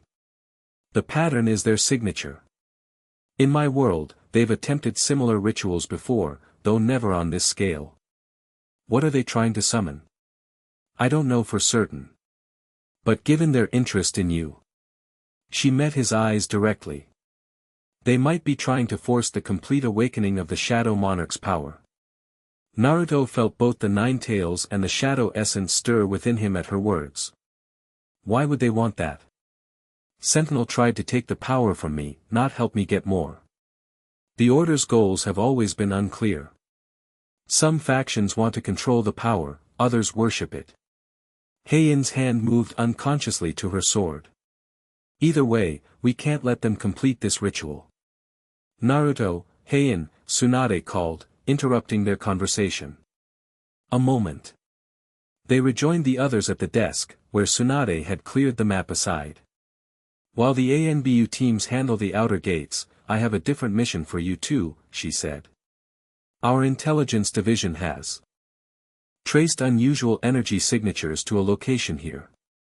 She pointed to a spot on the map, in the mountains north of Konoha. It matches the energy from the unauthorized laboratory we found after Danzo's disappearance. You think that's where the ritual is being controlled from? Naruto asked. It's our best lead, Kakashi confirmed. Too convenient to be coincidence. We need you to investigate, Tsunade continued. Find out who's behind this and stop them. If Heian is right about the ritual, disrupting the source could be our best chance to prevent the final gate from opening. What about the sealing artifacts? Heian asked. I'll have Sakura and Shizune assist in preparing them based on your instructions, Tsunade replied. Your knowledge of these gates makes you essential for the main mission. Naruto nodded, determination settling over him. When do we leave? Immediately. Kakashi and Sasuke will accompany you to the perimeter, then split off to handle 2 of the outer gates. Tsunade fixed Naruto with a serious look. This is reconnaissance first. We need information before you engage. Got it. Sneak in, find the bad guys, figure out their plan. Naruto grinned. Then kick their butts. Tsunade sighed. Just try not to level the mountain. No promises, Naruto replied cheerfully, though there was steel beneath his smile. Whatever was happening, it was connected to his new power, which made it his responsibility. As they left the office to prepare, Heian fell into step beside him. You seem eager. Beats politics and training, Naruto replied, then grew more serious. Plus, if these Order people are causing trouble because of me, I need to stop them. Because of the power inside you, Heian corrected. There's a difference. Is there? Naruto glanced at her. The power's part of me now. So are the consequences. Heian studied him for a moment, something unreadable in her expression. Most people would run from that kind of responsibility. Yeah, well, I've never been good at running away. Naruto flexed his fingers, feeling the shadows stir beneath his skin. Besides, I've got the 9 tails, I've got this shadow power, and I've got you watching my back. What could go wrong? Heian's lips twitched in what might have been a suppressed smile. With that attitude? Everything. That's the spirit. Naruto grinned, bumping her shoulder lightly with his. Come on, we've got a mountain to not level. The journey north took them through dense forests that gradually gave way to rocky foothills. Kakashi led the way, with Sasuke taking rear guard. Naruto and Heian moved in the center, maintaining a steady pace that ate up miles without exhausting them. For Naruto, the travel was an opportunity to observe Heian in a different context. She moved with efficient grace, matching the ninja's tree-hopping technique after only a brief adjustment period. Though she didn't use chakra, her physical abilities were clearly enhanced beyond normal human limits. So hunters in your world all have powers like yours? Naruto asked during a brief rest stop. Not exactly, Heian replied, taking a small sip from her water canteen. When gates first appeared, most humans who encountered the monsters died. But some survived and found their bodies changed by the experience, enhanced strength, speed, magical abilities. Like what happened to me with the Shadow Monarch power. On a much smaller scale, yes. We call it awakening. She replaced her canteen in her pack. Hunters are awakened humans who organize to fight monsters and close gates. And the ranks you mentioned before? Kakashi inquired. S rank, like yourself. A classification system based on power level. E rank is barely above human norm. S rank is. She hesitated. Significant. She's being modest, Naruto said with a grin. I've seen her fight. Significant doesn't cover it. A faint color touched Heian's cheeks. Power alone isn't everything. Experience and strategy matter more when facing higher-level threats. Speaking of which, Sasuke interjected, what exactly should we expect at these gates? You've fought these creatures before. Heian's expression grew more serious. Each gate connects to a different dimension, so the creatures vary.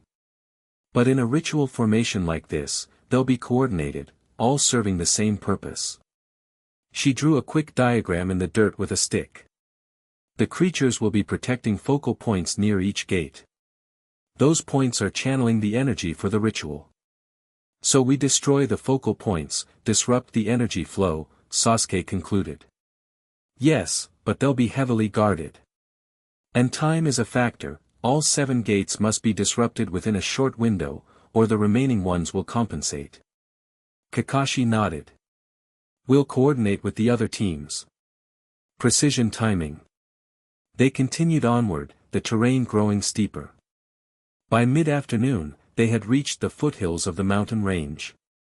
In the distance, dark clouds had gathered unnaturally over one peak, despite the clear blue sky elsewhere. I'm guessing that's our destination, Naruto said, pointing. Subtle, Sasuke commented dryly. Kakashi pulled out a map, checking their position. This is where we split up. The nearest outer gates are here and here. He indicated 2 locations east and west of their position. Sasuke and I will each take one. You two continue to the source. Be careful, Naruto said. These order guys don't mess around. Neither do we, Sasuke replied, his Sharingan briefly activating. Just make sure you shut down whatever's causing this. Kakashi fixed Naruto with a serious look. Remember, reconnaissance first. If you find something beyond what you can handle, we'll call for backup, Naruto finished. I know. He'll be cautious, Heian assured them. I'll make sure of it. Naruto shot her a betrayed look, which she ignored. With brief nods of acknowledgement, Kakashi and Sasuke departed, heading in opposite directions toward their assigned gates. Alone now, Naruto and Heian continued toward the ominous mountain. As they drew closer, the air grew colder, heavy with unnatural energy. "You feel that?" Naruto asked quietly. Heian nodded. "Gate energy, but distorted. Whoever's controlling this ritual is channeling it incorrectly." Her expression darkened. "Dangerously." They proceeded more cautiously now, keeping to cover as they ascended. About halfway up the mountain, Heian suddenly held up a hand, signaling Naruto to stop. "What is it?" he whispered. She pointed to a narrow path cutting across the mountainside ahead. "Look at the rocks along that trail." Naruto squinted, then saw it, subtle markings etched into the stone, forming patterns that seemed to shimmer slightly in his shadow vision. "Wards," Heian explained softly. "Detection spells. If we cross that path, they'll know we're here." "Can we disable them?" "Not without setting them off. We need to find another way." Naruto surveyed their surroundings, then pointed upward. "We go over. Straight up the cliff face." Heian eyed the sheer rock wall dubiously. "That's at least 100-meter vertical climb." "Not a problem." Naruto grinned and held out his hand. "Trust me." After a brief hesitation, Heian took it. Her hand was warm and calloused, a warrior's hand, fitting surprisingly well in his own. Naruto channeled chakra to his feet, ensuring his grip on the rock would be secure. Then, still holding Heian's hand, he began walking up the cliff face, bringing her with him. "This is unusual," she commented as they ascended vertically, her body pressed close to his as he supported her weight. "Basic ninja technique," Naruto replied, though he was acutely aware of her proximity. "Chakra control. Impressive," she admitted. "Hunters have to use climbing gear or levitation magic for this kind of terrain." They reached the top of the cliff, finding themselves on a narrow ledge overlooking a small plateau higher up the mountain. From this vantage point, they could see a structure built into the mountainside, a doorway carved directly into the rock, flanked by pillars inscribed with the same symbols they'd seen on the path. "Subtle," Naruto muttered, echoing Sasuke's earlier sarcasm. Heian pulled out a small device from her coat, something like a compass, but with multiple spinning needles and glowing crystals. "Heavy gate energy," she reported. "But there's something else mixed in. Something like your shadow power, but corrupted."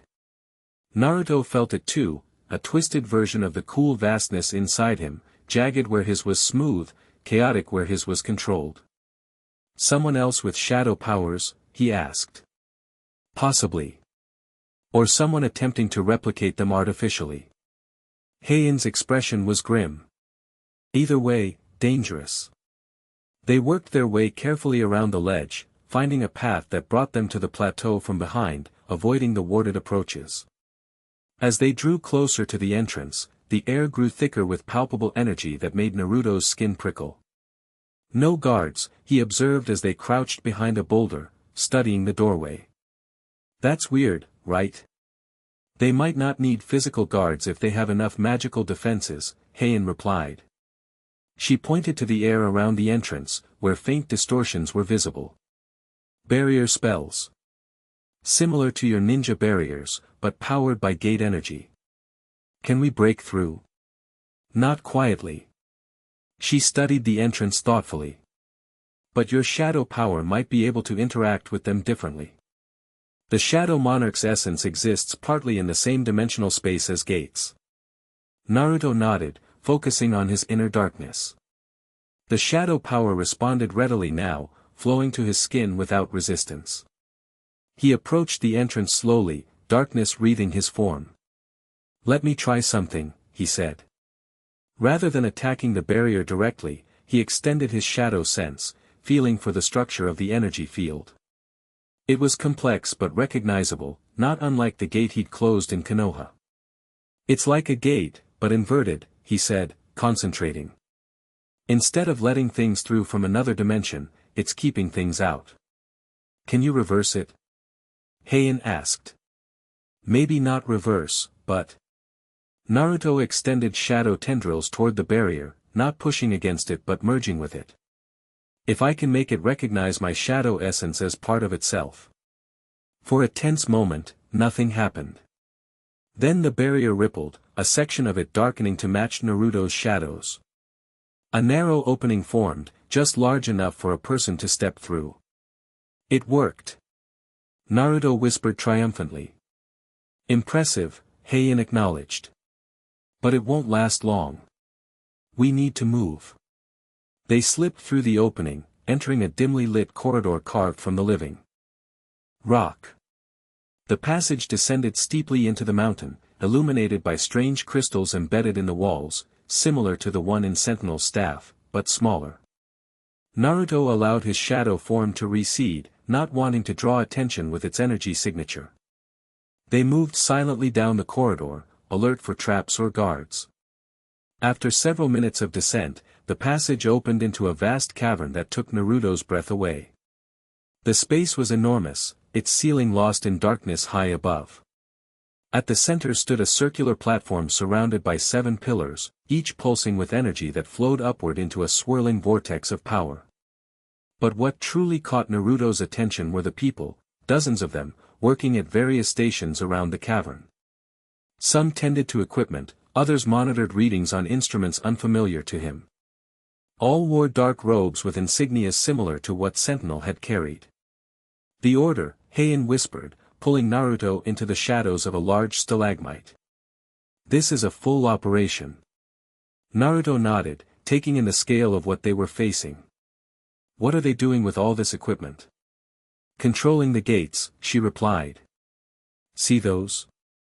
She pointed to 7 crystal formations arranged around the central platform. Those correspond to the outer gates. They're using them to maintain the ritual pattern. On the platform itself stood a figure different from the others, taller, clad in elaborate robes with metallic embroidery that caught the light from the crystals. Its face was hidden behind a mask similar to the controller from the council chamber, but more ornate. That must be the leader, Naruto said. As if hearing him, the masked figure suddenly turned, looking directly toward their hiding place. We've been detected, Heian hissed, reaching for her sword. Before they could retreat, energy exploded from the masked figure's hands, racing toward them like lightning. Naruto reacted instinctively, shadows erupting to form a protective shield. The energies collided with a thunderous crash, throwing them backward. Alarms began blaring throughout the cavern. The robed workers scattered as more energy blasts followed the first, forcing Naruto and Heian to dodge and weave between the stalagmites. So much for reconnaissance. Naruto shouted over the chaos. We need to disable those crystal formations. Heian called back, deflecting an energy bolt with her sword. Without them, the ritual fails. Naruto created a dozen shadow clones, sending them charging in different directions to create confusion. As the Order members scrambled to target the duplicates, he and Heian raced toward the central platform. The masked figure raised both hands, and the air around them thickened with power. The 7 pillars pulsed brighter, energy cascading between them in arcs of purple lightning. The ritual's accelerating. Heian shouted. They're using our presence to catalyze it. How is that possible? Naruto demanded, throwing a shadow-enhanced kunai that the masked figure deflected easily. Your shadow essence, she explained, cutting down 2 robed figures that attempted to intercept them. It's reacting with their equipment. Naruto felt it now, a pull from the swirling vortex above the platform, tugging at the darkness within him. The shadow power responded eagerly, surging toward the surface of his skin despite his attempts to contain it. They're trying to extract it, he realized. No, Heian corrected grimly. They're trying to complete it. Your awakening as the Shadow Monarch wasn't finished. They're forcing the process. The masked figure's voice rang out, distorted and echoing, the vessel has come as predicted. The ascension begins. More Order members converged on them, these ones different, enhanced with the same purple energy that powered the ritual. They moved with unnatural speed, their attacks coordinated with machine-like precision. Naruto and Heian found themselves fighting back to back, her sword and his shadow blades carving through their attackers. But for each one they fell, more appeared. We need a new plan. Naruto shouted, his shadow armor absorbing a direct hit from an energy blast. We can't reach the crystals like this. Heian's blade flashed, decapitating an attacker. Can you use your clones to target them all simultaneously? They'd be destroyed before they got close. Naruto created more shadow clones to replace those that had been dispelled, but each lasted only seconds against the enhanced attackers. The masked figure raised its arms higher, and the vortex above the platform expanded, the energy becoming more chaotic. The pull on Naruto's shadow essence intensified, becoming painful.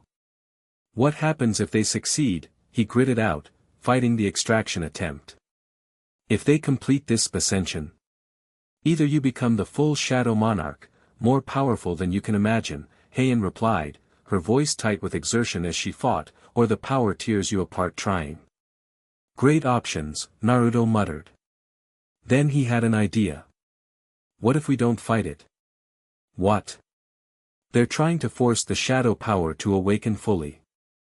What if I do it myself, on my terms? Heian's eyes widened. That's incredibly dangerous. You could lose yourself to the power. Got a better idea? Naruto countered, shadow blade slicing through another attacker. Because we're running out of options.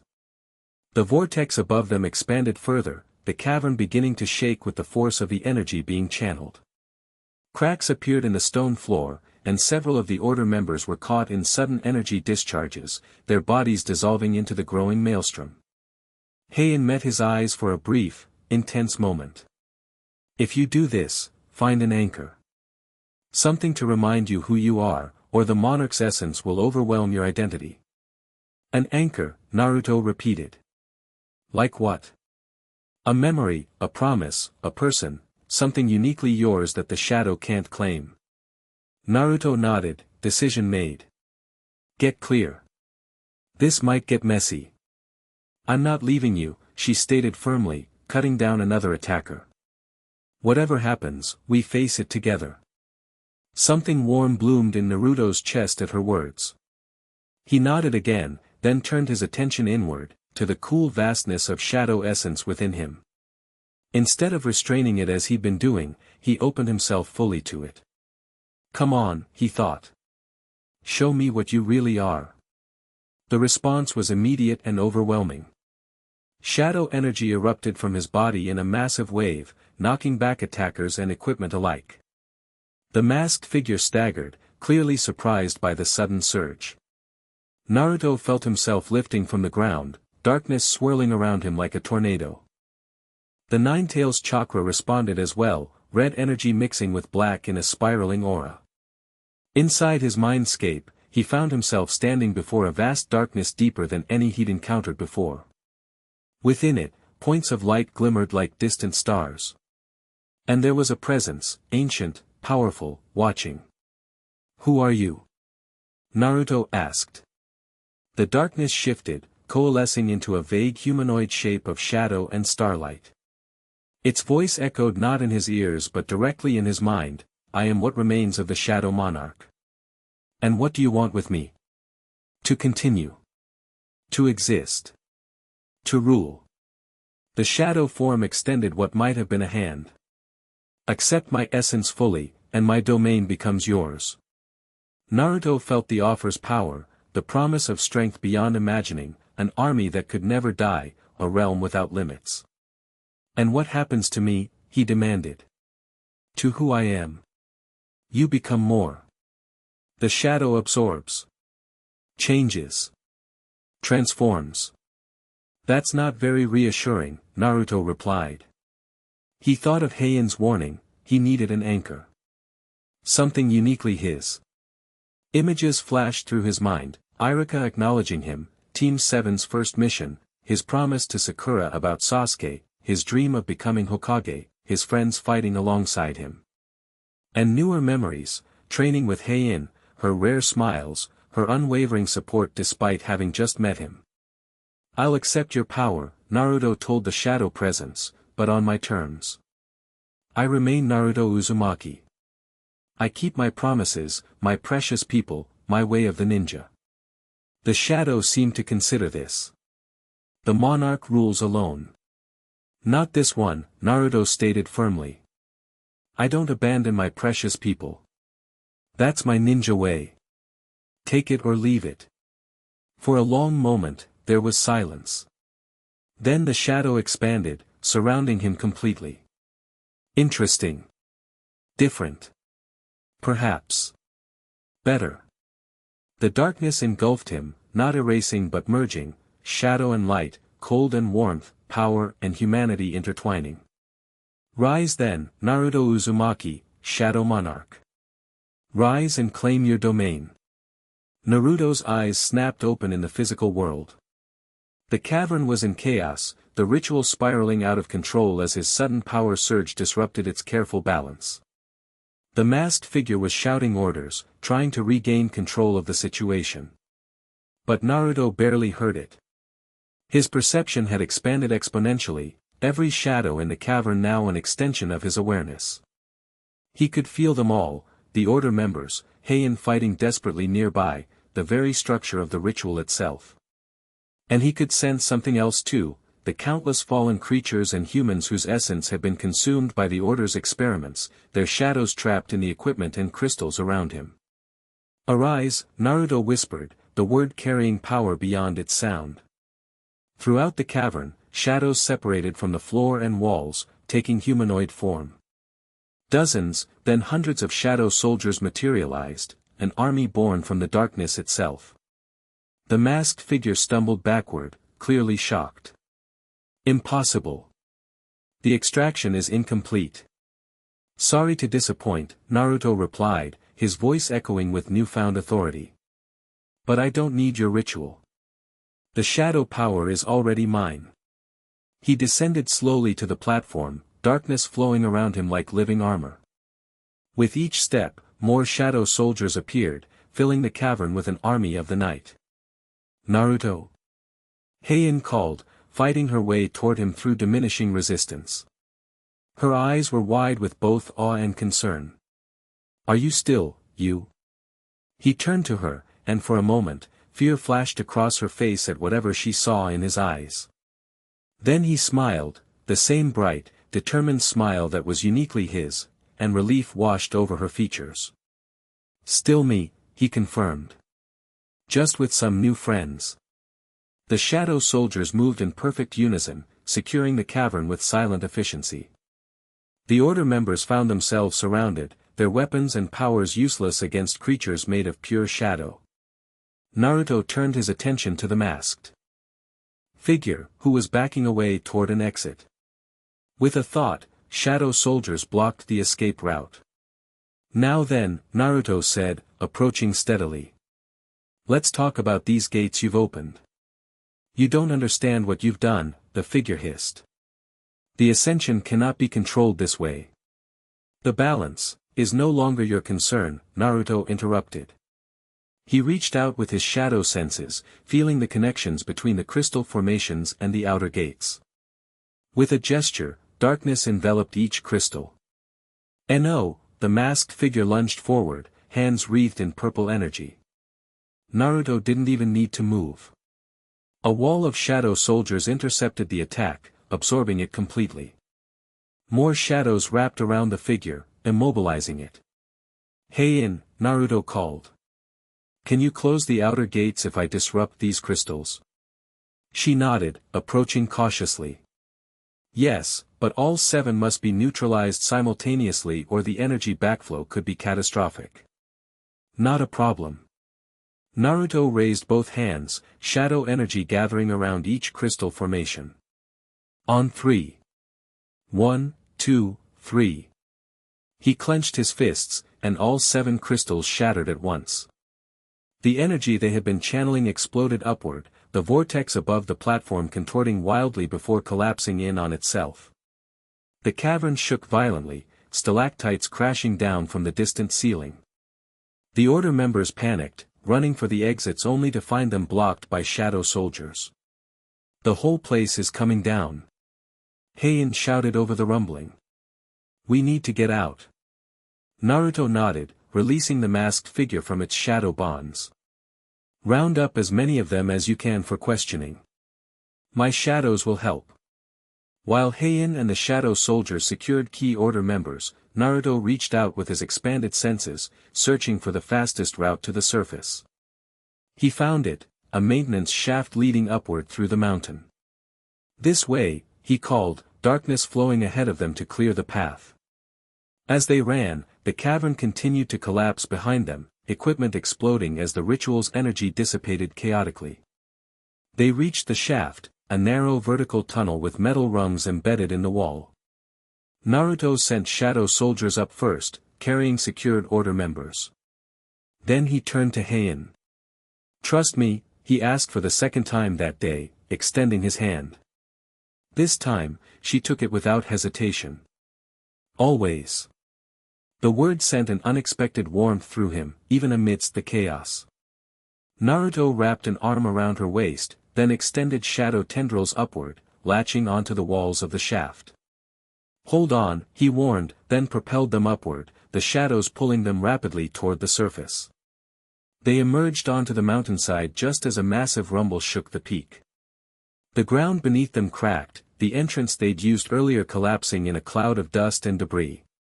In the distance, Naruto could sense the outer gates destabilizing, their connections severed by the destruction of the crystal formations. One by one, they winked out of existence, the unnatural storm surrounding them dissipating. It worked, he breathed, the shadow armor around him finally receding.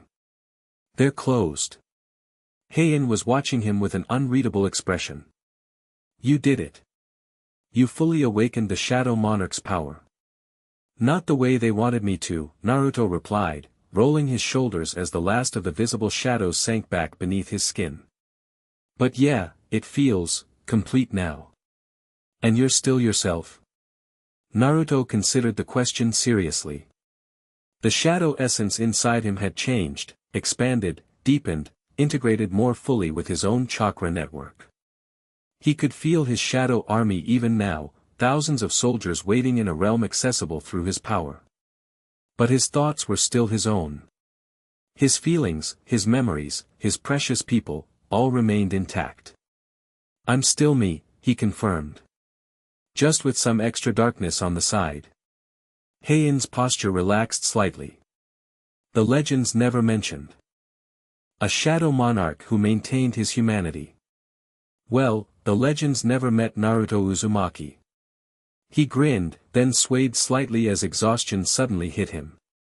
Though right now, this particular Naruto Uzumaki could use a nap. Heian moved quickly to support him, her arm around his waist steadying him. The power drain is catching up to you. We should find a safe place to rest before heading back to Konoha. Naruto nodded, leaning against her more than he'd intended. She was warm and solid beside him, her strength reassuring. Thanks, he said quietly. For being my anchor. She looked at him sharply. What? When I was accepting the shadow power. I needed an anchor, like you said. Something to remind me who I am. He smiled tiredly. You were part of that. A faint blush colored Heian's cheeks, but she didn't pull away. I'm glad I could help. They made their way carefully down the mountain, the captured order members floating eerily behind them, carried by invisible shadow soldiers. In the valley below, they found a sheltered grove near a small stream, a good place to make camp and wait for Kakashi and Sasuke to rendezvous with them. As Heian secured the prisoners, Naruto sat beside the stream, watching the sunset paint the sky in vibrant colors. The shadow power inside him responded to the growing darkness, eager and alive. But unlike before, it no longer felt alien or separate.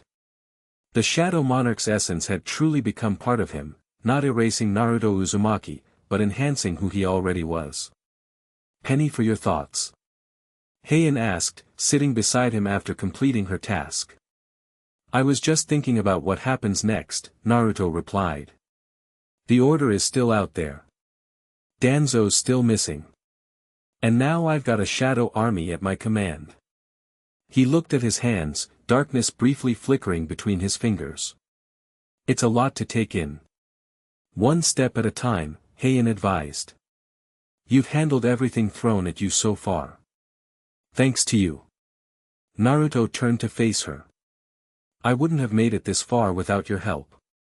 You give me too much credit. The power chose you, not me. Maybe. But you chose to help me understand it, even though you could have just observed from a distance. Or tried to take it from me, like the order. Heian was quiet for a moment. When I first sensed the Shadow Monarch's awakening, I came to investigate a potential threat. I expected to find something dangerous that needed to be contained. Her voice softened. Instead, I found you. The way she said it made something flutter in Naruto's chest. Is that disappointing? No, she replied, meeting his eyes directly. It's the best possible outcome. The shadow power in the hands of someone who fights to protect others, not to rule them. Naruto felt warmth spread through him at her words. Without thinking, he reached out, covering her hand with his own. I'm glad you're here, Heian. She glanced down at their hands, then back to his face. For a moment, he thought she might pull away. Instead, she turned her hand over, her fingers intertwining with his. So am I, she said softly. They sat in comfortable silence as darkness fell completely, the stars appearing one by one above them. Naruto could sense his shadow soldiers maintaining a perimeter around their camp, ensuring their safety as surely as any ninja guards. You should rest, Heian said eventually. You've expended enormous energy today. Naruto nodded, reluctantly releasing her hand. Wake me if anything happens. Of course. As he settled onto the bedroll Heian had prepared, Naruto felt a different kind of warmth spreading through him, not the Shadow Monarch's power, but something equally potent. Something that had been growing since a determined hunter had walked into his hospital room and turned his world upside down. He fell asleep watching Heian's silhouette against the starlit sky, her sword across her lap as she kept vigilant watch. His last thought before drifting off was that of all the anchors keeping him human, she might be becoming the strongest. Dawn. Found them already moving, the prisoners secured and shadow soldiers invisible but present. Kakashi and Sasuke had rendezvoused with them shortly after midnight, reporting successful missions closing their assigned gates. All 7 gates are confirmed closed, Kakashi reported as they traveled. The other teams succeeded as well, though not without casualties. Who'd we lose? Naruto asked grimly. 2 ANBU and a Chunin from Team 8, Sasuke replied. Several more injured. Naruto's jaw tightened. Because of me. Because this order wants the power I have. No, Kakashi corrected firmly. Because fanatical cultists are using dangerous interdimensional magic without understanding the consequences. Don't shoulder blame that isn't yours, Naruto. Besides, Sasuke added, eyeing the floating prisoners, we've captured key members of their organization. That's a significant victory. Speaking of which, Kakashi turned to Heian, have they revealed anything useful? The masked leader refuses to speak, she replied. But 2 of the others have been more cooperative. They confirm the group is called the Order of the Veil, dedicated to controlling the power of gates and the entities connected to them. Like the Shadow Monarch, Naruto said. Exactly. They've been monitoring your world for years, ever since gates began appearing here. When you absorbed the Shadow Monarch's essence in that forest gate, it triggered alarms in their monitoring systems. So they sent Sentinel to either capture or kill me, Naruto continued. And when that failed, they tried this ritual to force the complete awakening. Yes, but not to help you, Heian clarified. To extract the fully awakened power for themselves. What would they even do with it? Sasuke asked. Heian's expression darkened. According to their beliefs, the one who controls the Shadow Monarch controls death itself, and by extension, life. They seek to remake reality according to their vision. Typical cult nonsense, Kakashi sighed.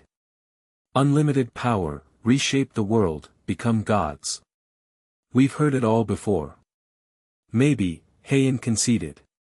But their knowledge of gates and dimensional magic is very real. They've been manipulating these forces across multiple worlds for centuries.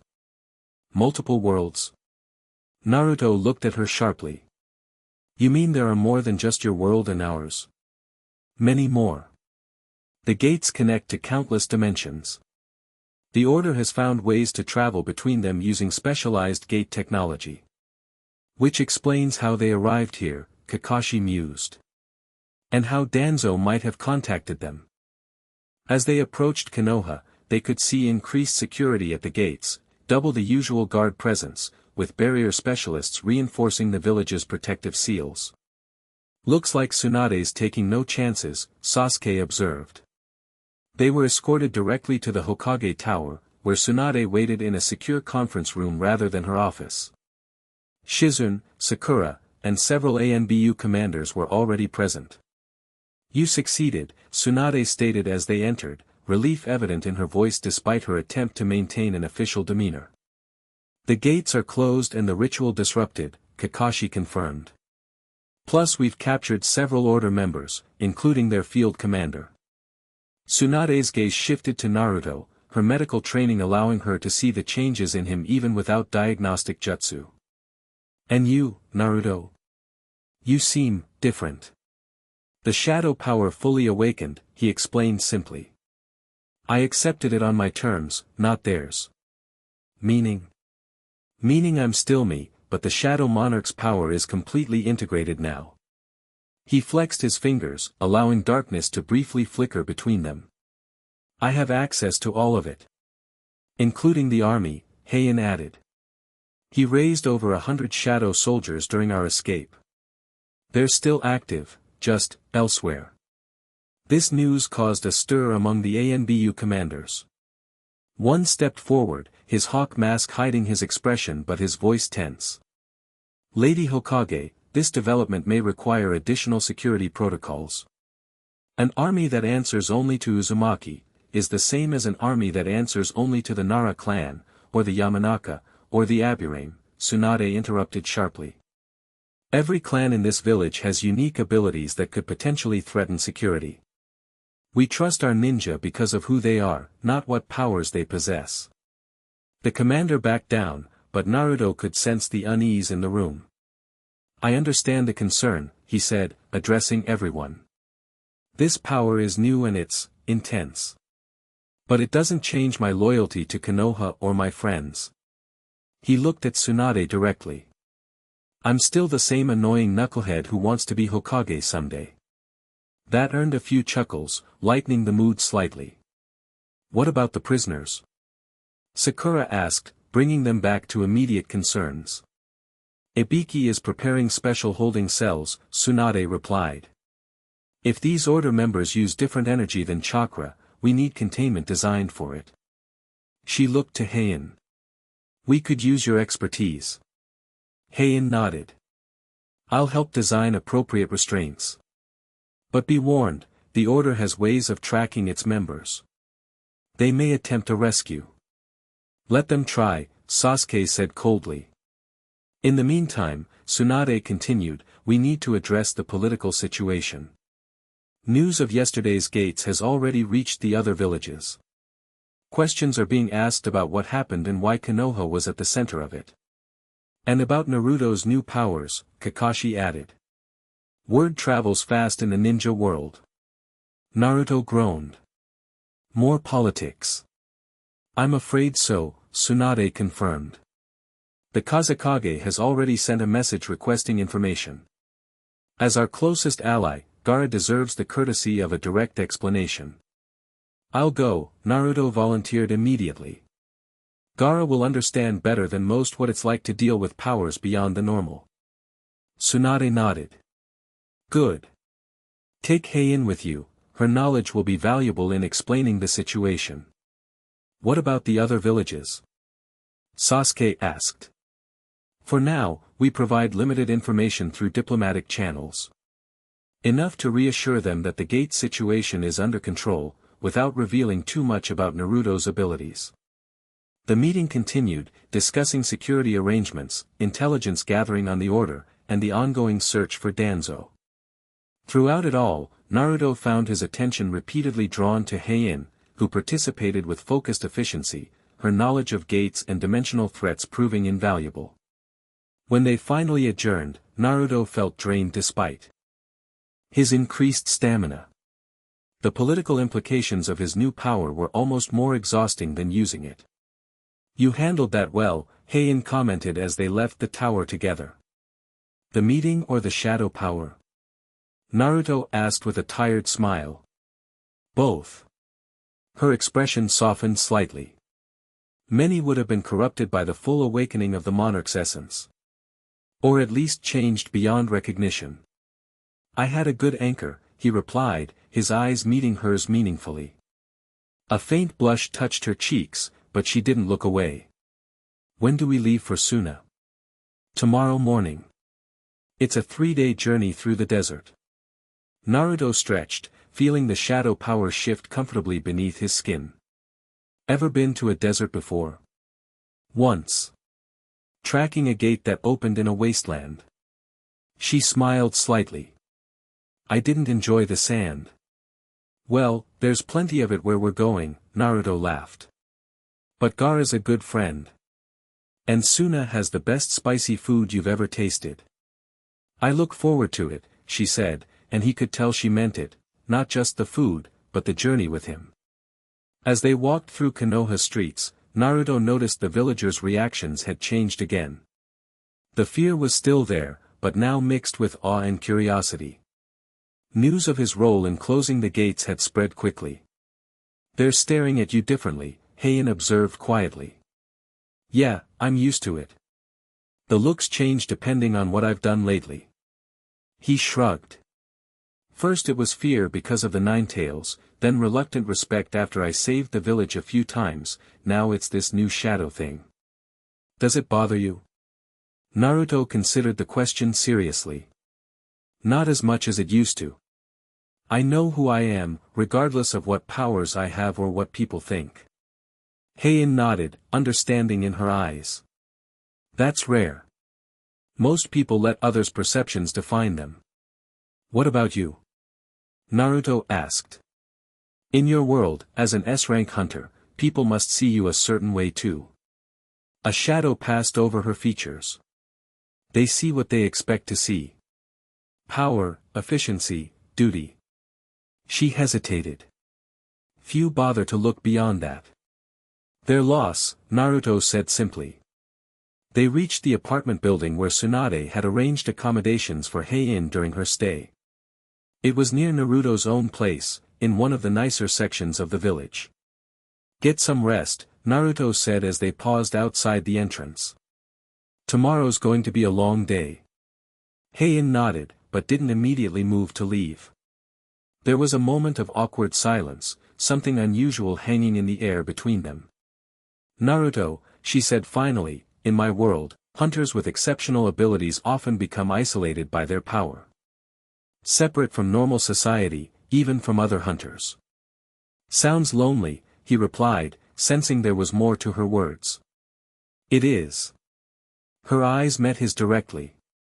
"When I sensed the Shadow Monarch's awakening and came to investigate, I expected to find a being of immense power corrupted by darkness. Someone to fear, maybe even to fight. Instead, you found me," Naruto said, echoing her words from the night before. "Disappointing, huh?" "The opposite." Her voice softened. "I found someone who carries two of the most powerful forces in existence, yet still laughs easily and cares deeply for others. Who sees his power as a responsibility, not a right to rule." She took a small step closer. "It's remarkable." Naruto felt warmth spread through him that had nothing to do with chakra or shadow essence. "You're pretty remarkable yourself, you know. Coming to a strange world, facing unknown threats, helping someone you just met." "It's my job," she said, but her tone suggested otherwise. "Is it your job to be my anchor too?" Naruto asked quietly. To keep me human when the shadows get too deep.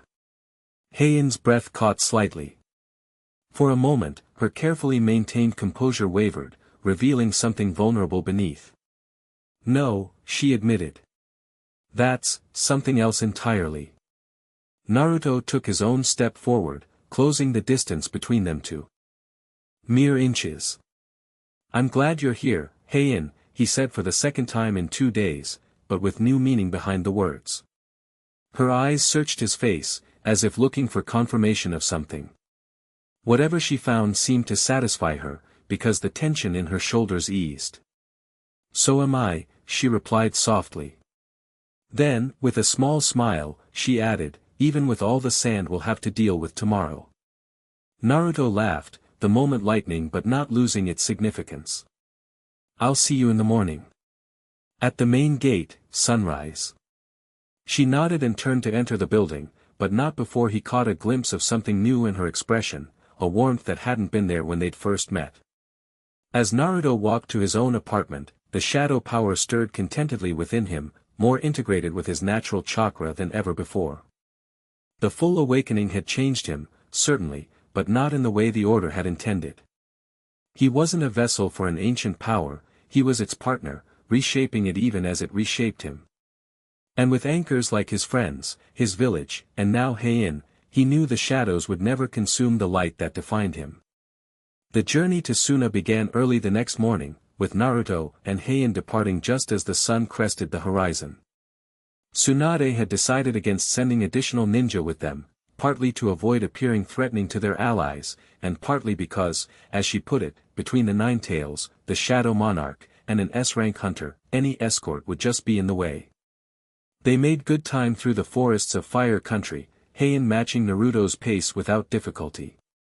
By midday, they had reached the border, where the lush woodlands gradually gave way to scrubland and eventually the vast desert that surrounded the hidden sand village.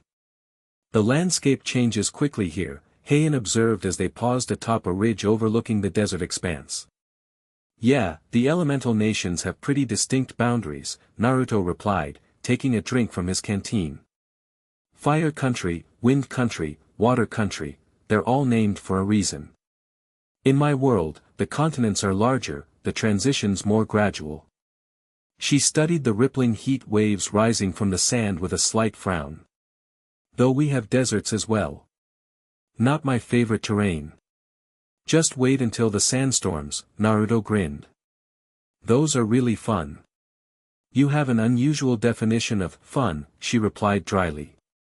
They continued onward, adjusting their pace as the firm ground gave way to shifting sands. The heat intensified as the day progressed, the sun beating down mercilessly from a cloudless sky. Naruto noticed Heian subtly modifying her clothing, using her coat to shield herself from the sun rather than wearing it normally. Despite the heat, she seemed to be handling the conditions well, another testament to her physical conditioning. So, he said as they walked, breaking a comfortable silence, you know pretty much everything about me at this point. The Nine Tails, the Shadow Monarch, my friends, my village. But I still don't know much about you. Heian glanced at him, her expression neutral. What would you like to know? Everything, Naruto replied honestly. Where you're from, how you became a hunter, why you track gates across dimensions. You know, the usual get-to-know-you stuff. That earned a small smile. The usual, of course. She was quiet for a moment, then began, I was born in Seoul, a large city in my world. My parents were among the first generation of hunters when the gates began appearing. So it's the family business? In a way. Though they didn't expect me to follow them. I was. She hesitated, physically weaker as a child. Chronically ill. Naruto looked at her in surprise, taking in her obvious physical prowess. You. No way. It's true. Until my awakening at age 14, I could barely participate in normal activities. A shadow passed over her features. My parents were killed in a high-rank gate the year before. I was there when their team returned. Without them. I'm sorry, Naruto said softly. It's an occupational hazard for hunters, she replied, her voice carefully neutral. But it drove me to become stronger. When my awakening happened, it was unusually powerful, an S rank from the beginning, which is extremely rare. Like me suddenly getting the Shadow Monarch's power. Similar, yes, though not as dramatic. She continued walking, eyes scanning the horizon as she spoke. The Hunter Association took notice. I was trained intensively, given special assignments. By 18, I was leading gate clearing operations that even veteran hunters wouldn't attempt. That's impressive, Naruto said, meaning it. And lonely, I bet. Heian glanced at him sharply. Why would you say that? Because I know what it's like to be different. To have power others don't understand. He shrugged. It creates distance, even when you don't want it to. She was quiet for a long moment. Yes, she admitted finally. It was lonely. Other hunters respected me, feared me even, but few related to me. And civilians. She shook her head. They see hunters as either heroes or monsters. Neither view leaves room for normal connections. So how did you end up tracking gates between dimensions? That doesn't sound like standard hunter work. It isn't. It was a personal project at first. Her pace slowed slightly, her expression becoming more thoughtful. About 3 years ago, I encountered a gate different from any I'd seen before. The energy signature was unique, resonating across multiple dimensional frequencies instead of connecting to just one monster realm. Like the gates the Order creates? Exactly. I managed to capture one of the creatures that emerged, a sentient one, capable of communication. Before it died, it spoke of the Order, the veils between worlds, and the Monarch's return. The Shadow Monarch, Naruto said, the pieces coming together. Heian nodded. I began researching ancient texts, legends about the earliest gates. I found references to a being called the Shadow Monarch who once ruled a realm between dimensions. A king of the dead who commanded an army of shadows. And the association let you pursue this? They humored me at first. Then, when I found evidence of artificial gates being created, they grew more interested. A hint of bitterness entered her voice. Resources appeared, support for my research. But I learned later they were monitoring me, concerned I might be under some outside influence. They didn't trust you, even after everything you'd done for them. Power always breeds suspicion, she replied simply. When you're strong enough to be a potential threat, loyalties are constantly questioned. Naruto nodded, understanding all too well. So what changed? How did you end up here? 6 months ago, I detected an unusual gate forming in my world, one that seemed to connect to yours. I investigated and found Order artifacts nearby. They were monitoring your world, specifically the increasing gate activity here. She met his eyes. Then, 3 weeks ago, every detection instrument I had created went haywire simultaneously. When I encountered the Shadow Monarch's essence in the forest, Naruto realized. Yes. The energy signature was unmistakable. The association wanted to send a team, but I convinced them to let me go alone. An S-rank hunter would attract less attention than a full squad. And here you are. Here I am, she agreed, a small smile touching her lips. Though I never expected to find the Shadow Monarch's power housed in someone quite like you. Disappointed? Naruto asked teasingly. Intrigued, she corrected. In all the legends, the Shadow Monarch was cold, distant, removed from humanity. You are, decidedly not that. Naruto laughed. Yeah, cold and distant has never been my style. Just ask anyone who's had to tell me to quiet down over the years.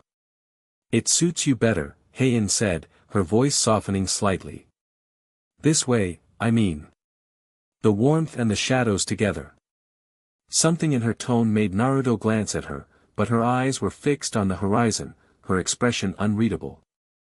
They continued through the desert as the sun began its descent, the heat gradually giving way to the distinctive chill of desert nights. By evening, they had reached a small oasis, one of the waypoints established for travelers between Konoha and Suna. "We'll stop here for the night," Naruto decided, gesturing to the cluster of palm trees surrounding a small spring. "It's not safe to travel the deep desert after dark, even with our abilities." Heian nodded, surveying the oasis with approval. "Good defensible position. Clear sight lines. And the water's clean," Naruto added with a grin. "Which matters after a day in the sand." They set up a small camp efficiently, working together with the ease of partners who had quickly learned each other's habits. As night fell completely, the desert transformed, the scorching heat replaced by a deep chill, the sky ablaze with stars more numerous than could be seen in Konoha. After a simple meal, they sat beside the small fire they'd built, the flames casting flickering shadows that Naruto could now sense as clearly as he could see the light. "The stars are different here," Heian observed, looking up at the night sky. "From both my world and yours in Konoha. The desert has the best view," Naruto agreed. "No trees or buildings to block the sky." They sat in comfortable silence for a while, the crackling fire and distant desert sounds the only interruption. "Can I ask you something personal?" Naruto said finally. Heian glanced at him, a hint of wariness in her eyes, but nodded. "What will you do when this is all over? When the order is defeated and the shadow power is understood? Will you go back to your world?" She looked away, into the darkness beyond their camp. "That was always the mission. Report back on what I found, whether the Shadow Monarch's return was a threat or not." "And what will you report?" Naruto asked quietly. "That the Shadow Monarch has returned, but not as legend predicted." Her voice softened. "That the power has found a worthy vessel, one who maintains his humanity despite its influence. Is that enough for the association?" "It should be. But..." She hesitated, something vulnerable briefly visible in her expression. "My world feels different now. After what I've seen here, the connections I've made." "You could stay," Naruto suggested, the words out before he could consider them fully. "Konoha could use someone with your knowledge of gates. And the Shadow Monarch could use his anchor." Heian's eyes met his, surprise and something warmer mixing in her gaze. "Is that what you want?"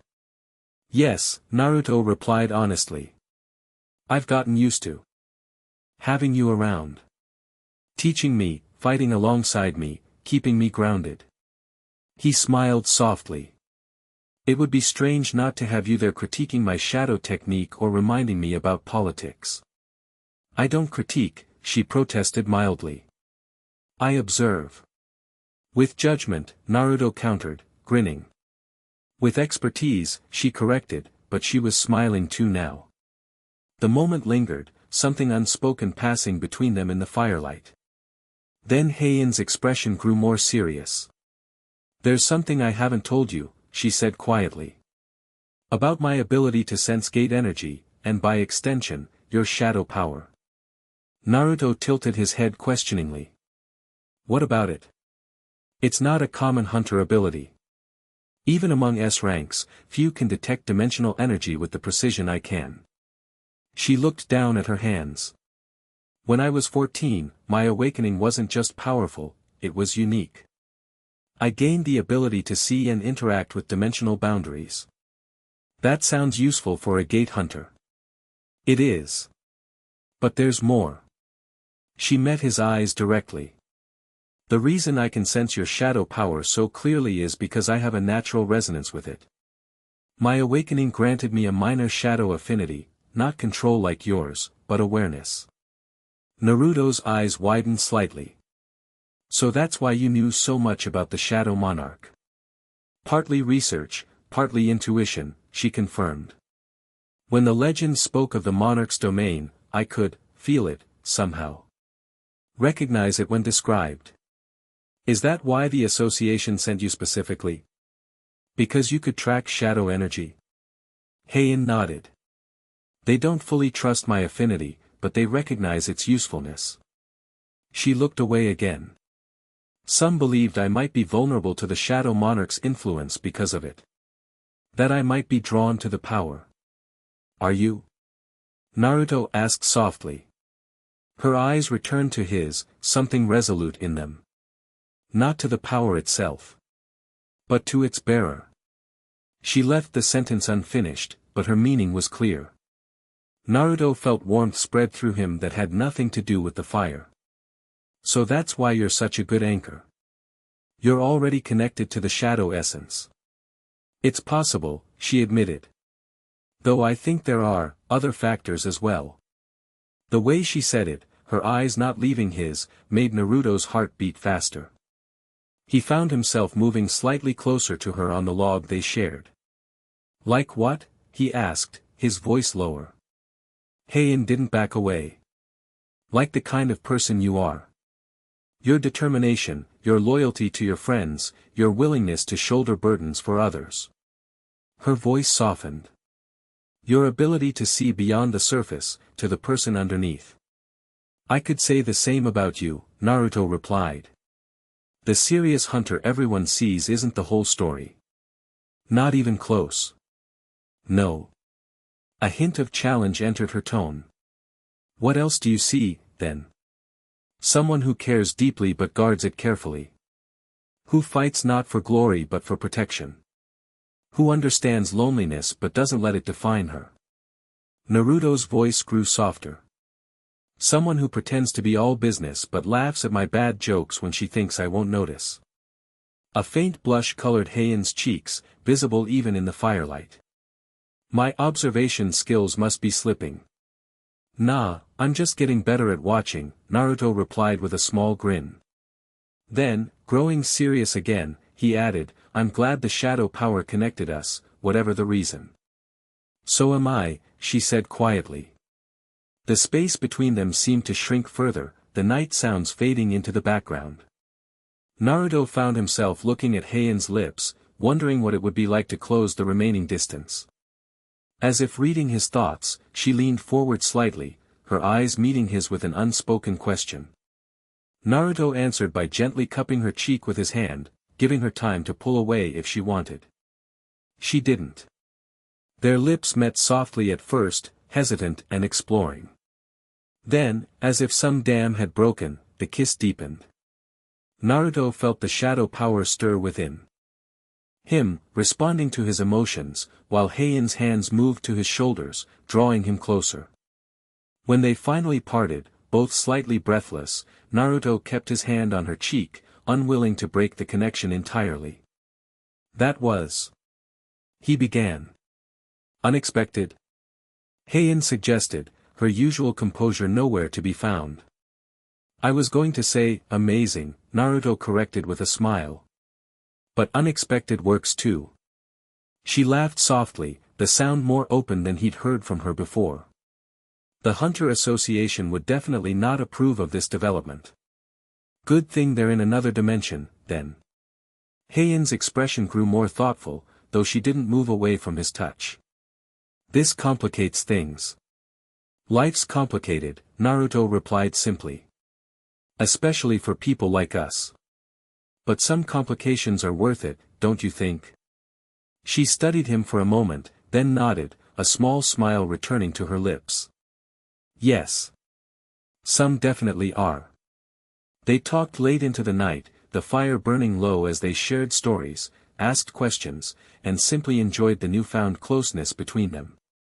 When they finally settled to sleep, separately, but with their bedrolls closer than strictly necessary, Naruto found the shadow power within him calm and content, as if it too approved of this development. His last thought before drifting off was that becoming the Shadow Monarch had brought many unexpected changes to his life, but none more welcome than the woman sleeping nearby.